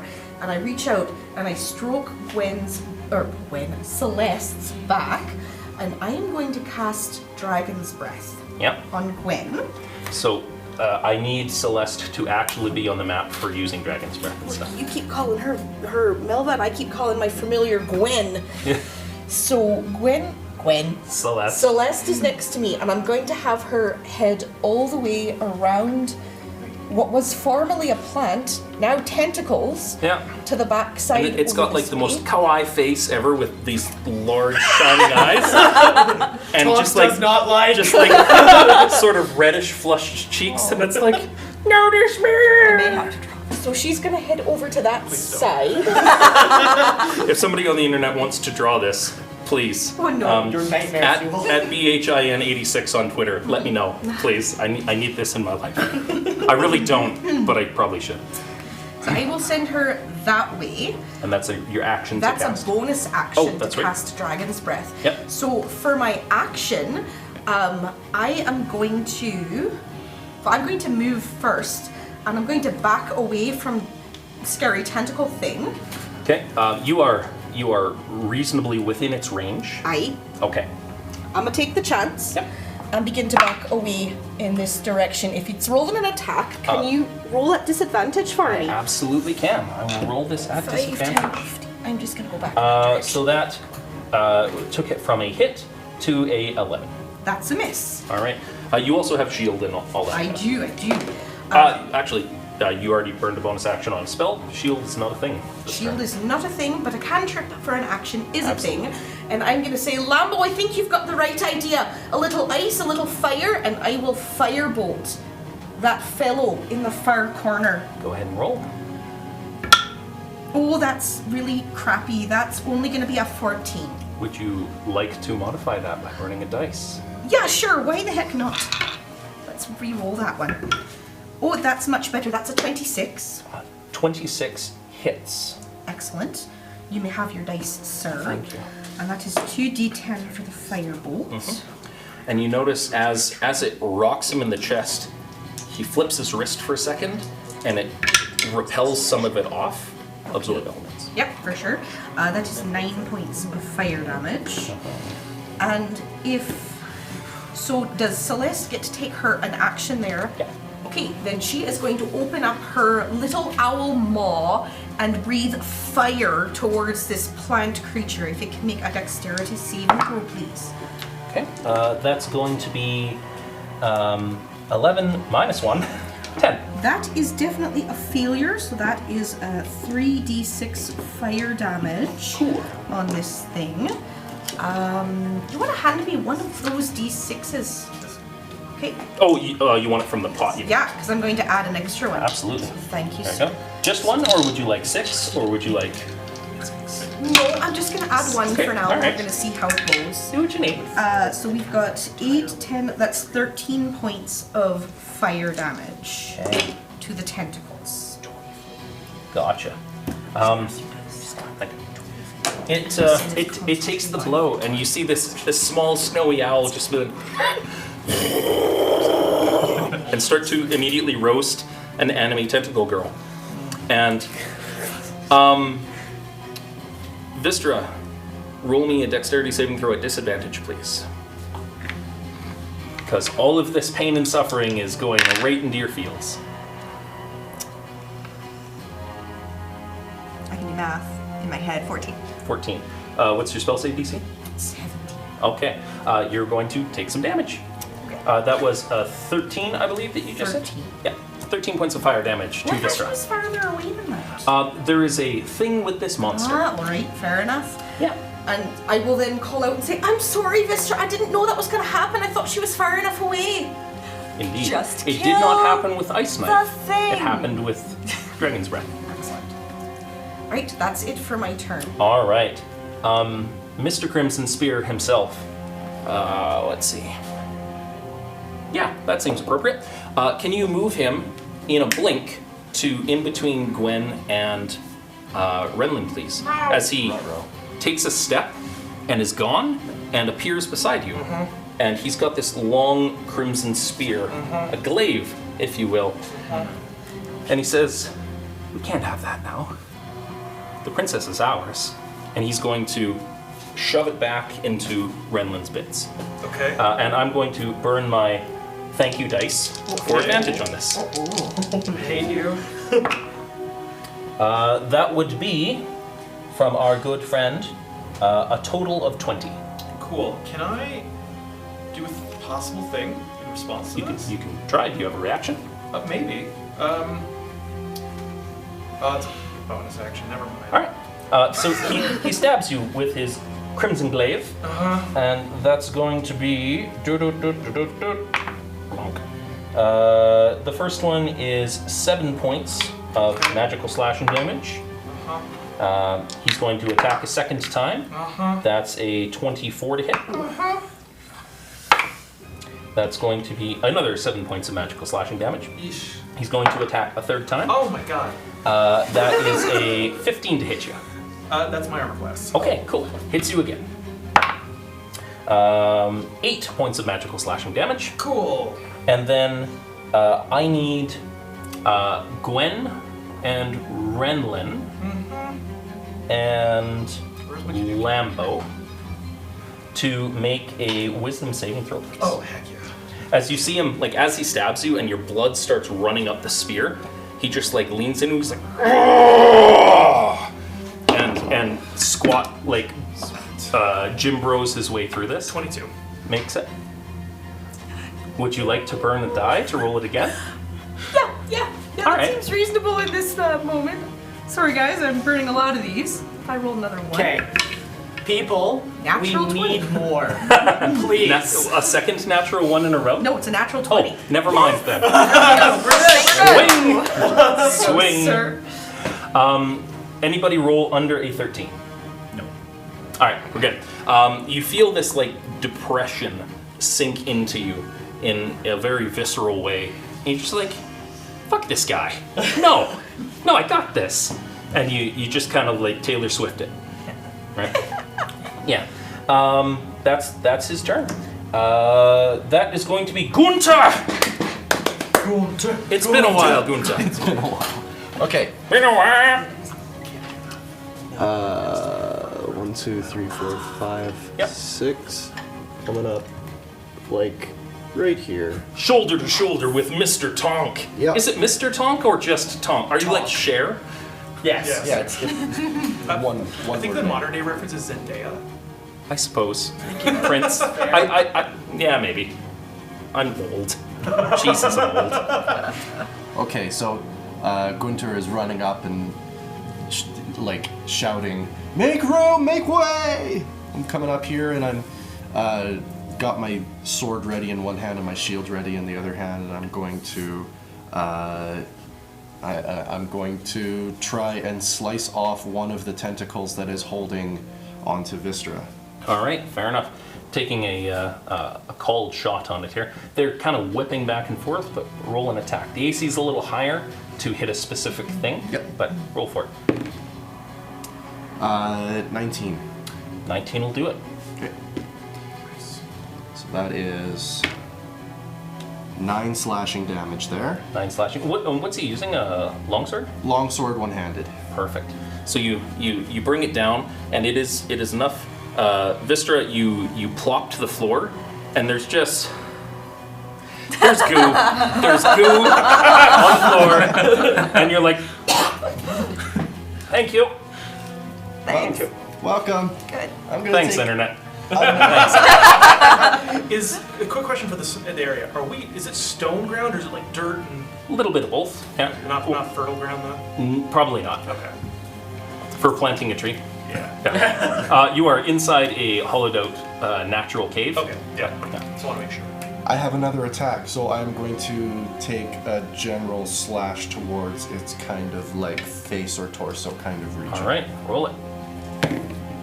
Would you like to roll with extra dice at any point? They are free to be used. You can burn as many as you need to. It's okay. No, right? Is a 16 gonna hit? A 16 will. Okay, that's half of the battle. Now I'm going The to. other half is red and blue lasers. I'll take 2d6, please. I have red lasers. I'll take 2d6, please, out of the pot. All right, absolutely. Here you go, sir. Thank you.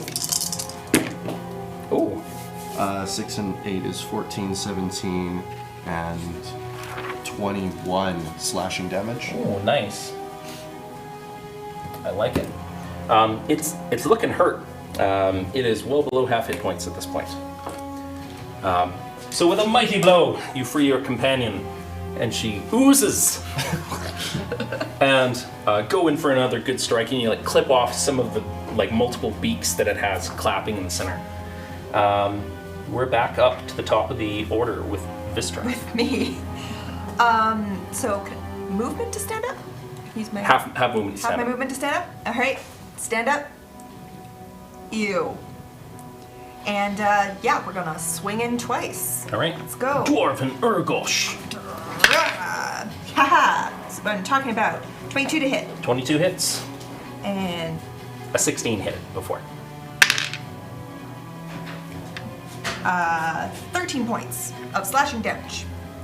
Round 2. Natural 20! Yes!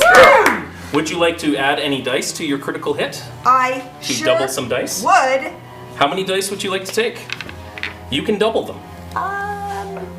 If you take 1, you roll 2. I'm just gonna take one. You know, Just gonna take 1? action economy. It's okay. All right. It's okay. All right. Okay. So, sorry, I might need some help walking me through And this. it's all good. So I'm gonna roll 2 of these. Yeah. And I'm gonna roll 2 of these. Yes. And then I'm gonna add the modifiers. That's right. All right. Roll those 2. Roll those 2.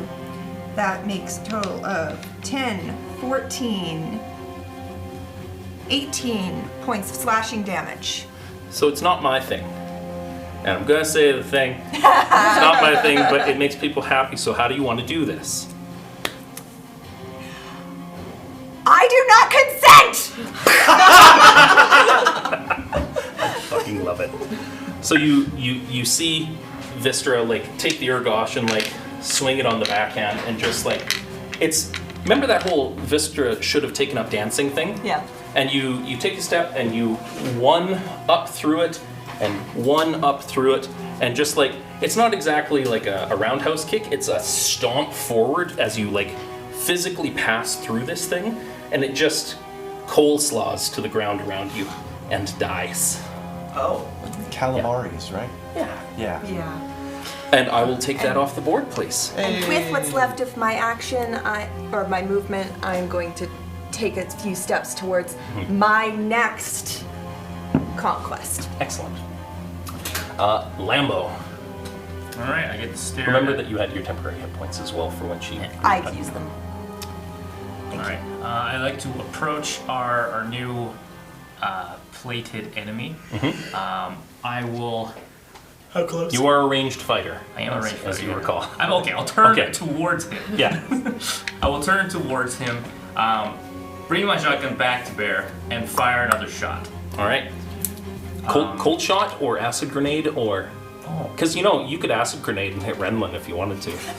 Like I'm just saying you could if you wanted to. Is that, as I see you pulling out your choices, and I kind of I'm like pointing at the knife in my Oh, okay, fair enough.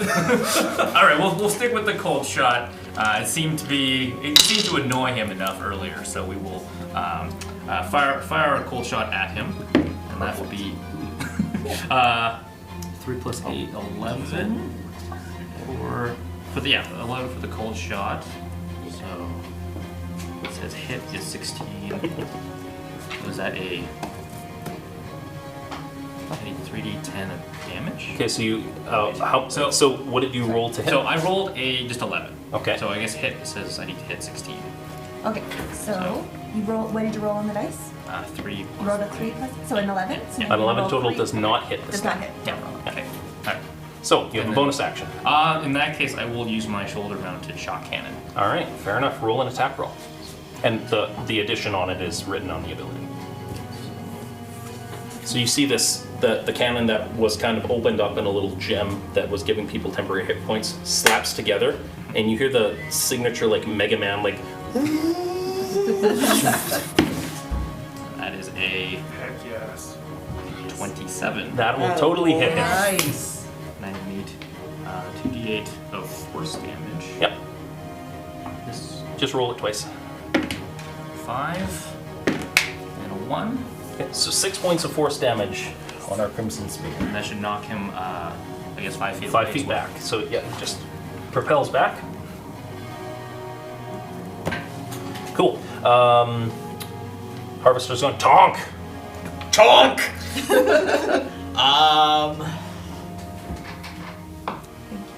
You're welcome. Yeah, that's what we're gonna do. 12-minute warning. 12-minute warning. Okay. And Tonk's just gonna start swinging. So first attack with my hammer. How many attacks would you say this is, Tonk? Tonk says, count with Tonk. 2 attacks. And that's gonna be a 12. The first one. A 12 does not hit, but we have 3 d20s in the pool if you'd like to use some of It's them. okay. Tonk's gonna come back for another one with 12. Tonk! And he takes it in the chest and he's just like, "Argh!" And Tonk's Jim gonna Rowe. action surge. So Tonk's actually gonna keep going. That's not great. A 13. A 13 is also not going to penetrate his plate mail. One last go.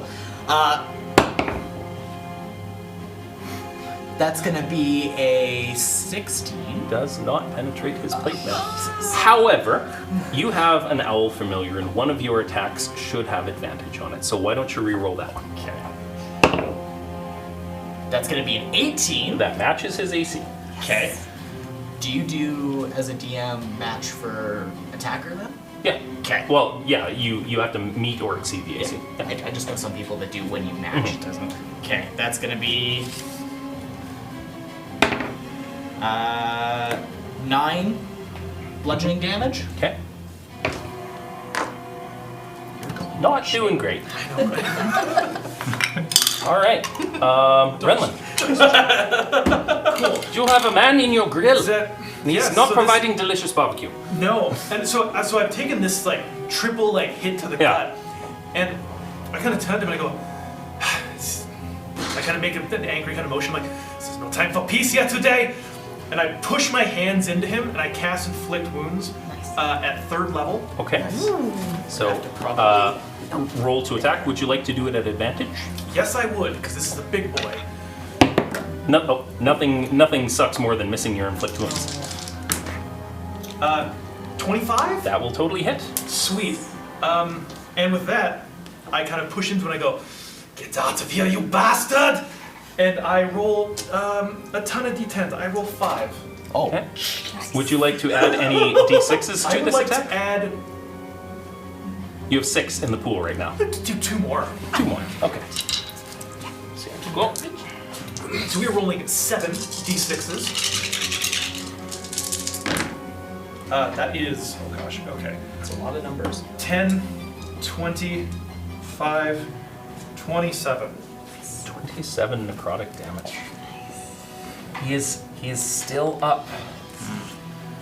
He is looking visibly like. What does this look like as it like reaches into him? So now that I've hit, kind of, as I push, I got these 2 things back, and I jam them into him, and as it happens, the discs that kind of float around me float right down on the back of my hands, and the kind of that nebulous, starry field magic kind of pushes out and does a quick little, as it kind of sinks into him, dealing that damage. And then as it kind of finishes, it pulls back, and they fly back up into the sky. I love it. And you see him just like take it, and he has to work to grip his weapon still, and he like kind of stands his ground, and he breathes out, and he's like, "Oh!" Perfect. I am now going to. I'm going to attempt to move back. Okay. He's gonna get a swing on you. That's fine. Who you took damage? Lots. That's you. Yeah, that's me. 14 to hit. Doesn't hit. Okay. I'm gonna move over to you. Burned his reaction. Pardon me. He burned his reaction as you moved away. And I can't cast anything as a healing on you as anything extra, so that's me. All right, Gwen. Okay, so first thing that Gwen's going to do is move up next to Tonk, Yep. right there. Just direct, kind of with her knees, she directs her broom up next to Tonk. This guy's wearing plate mail. He is. It is noticeably metal. I am going to reach a hand forward and shocking grasp Okay, sure. Roll your attack. at advantage because metal armor. Does metals. That's a natural 20. Perfect. Would you like to dump any d6s into it that will double with you? Sure, I'll grab just one. I don't want to be greedy. Sure. Because why not? There you go. So, got That's to double the. Yep, and Shocking Grasp is D8s of lightning. I believe so. Where are my D8s, folks? There's a 1. And there's one. There's a 1. Perfect. So it's 2d8 doubled to 4. Yeah. Right? Yeah. Okay. So we'll roll. Yeah. Oh, 2 1s. Yep. Nice. Okay. So 11, 12, 13, Yep. and then these 2 is another 8, so 21 points of So lightning damage. full of guilt-ridden angst, you sink your hands into this feller, and he's been opened up a little bit by Renlin, and you see these spots in the armor, and you just like 1,000 years of pain, and just like shove it right in, and you see him start to like convulse and smoke, and you end him. And so as I am in the middle of ending him, Celeste is flying over in this direction, and she stops on the far side of him, opens her little owl mouth like she's about to start breathing fire, and just goes as smoke comes out because it's no longer needed. Yeah, I love it. And he just kind of explodes out and falls to the ground. He's intact, but like he is zapped. It smells like long pig in here, barbecue, as he drops to the ground. Sorry, Tonk. Tonk understands.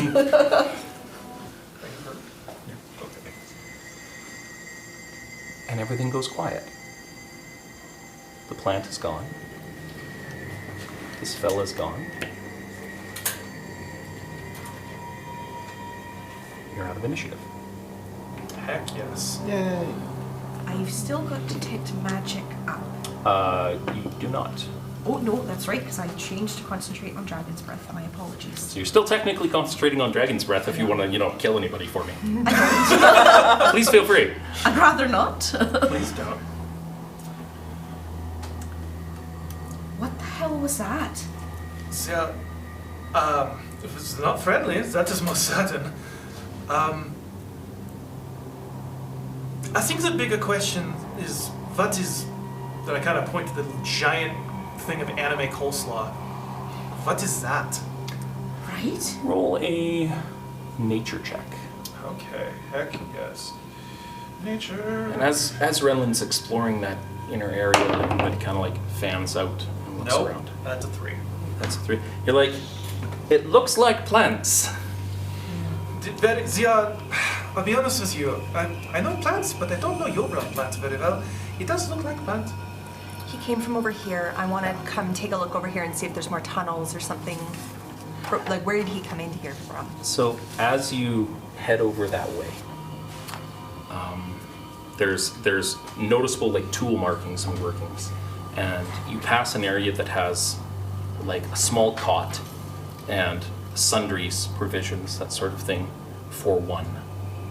And a little bit further back, in an iron box, about maybe 6 feet by 6 feet, you hear sniveling, whimpering. And as you get close, like there's a hole in the front that is not very big, that you couldn't even fit a plate through. And you see like little eyes poking out of it. Is there a lock on the box? There is. It is quickly shorn. Okay, I cut the lock. Yeah. And as you open it, you find an incredibly skinny, kind of a little bit blubbering and filthy 18-year-old dwarven princess. Because it's been 5 years, give or take. And she looks at you and is thin, just like super thin, and looks up and sees the first like friendly face in forever, and collapses into your arms. And I go, Tonk? Tonk will run over. Tonk is going to pick her up very gently. Like super, like Yeah. the most gentle handoff we've And ever just had. hold her. does Tonk say anything? Tonk is completely overwhelmed by emotion and unable to speak. Understood. He just falls to his knees and holds the princess. Absolutely. I will come up behind you and I say, yes, this is. I don't know what to put. It's a robot, so I'm trying to think about. I've never particularly dealt with, and I'm like, your mind is at your circuits. I'm very happy for you. Vistra's just like silent tears. Just I see silent tears. them all going over to her. And I kind of furrow my brows. There's got to be more going on. And I'm going to focus on smoking dude on the ground, and I'd like to make an investigation check and Go see ahead if and he's roll got it. anything on. Can I assist with that? I'd Yeah, like to as absolutely. well. And might as well, do you want to roll as well, or do you want me to take advantage from your assistance? Oh, you go ahead. Okay. Yep. I'd also like to guide myself Sure, in this that's fine. endeavor. While you're doing that, you collect up the princess. The area is secure and ready, getting her back. We're at a 1 minute warning for the end of the session. It's not great. It's only a 14. 14.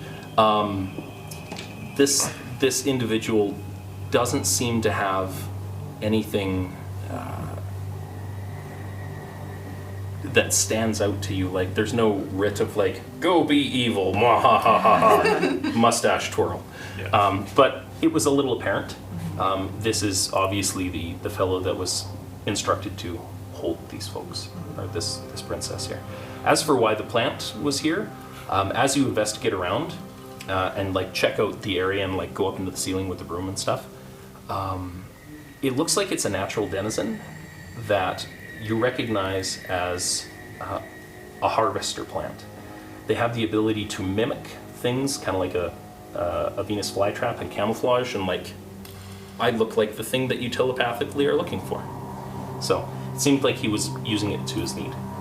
But with that, you... I was just saying, can I make a quick giveaway announcement? Sure, yeah, we are at time for the segment. Go ahead. Perfect.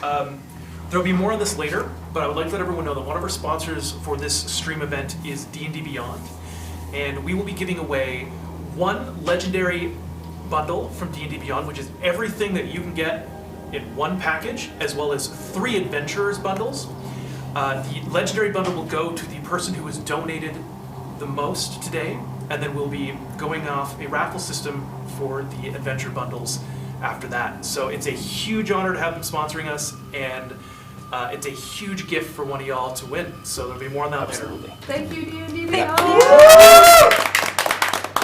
And thank you, everybody that's tuned in so far. We have raised just shy of $1,200 so far.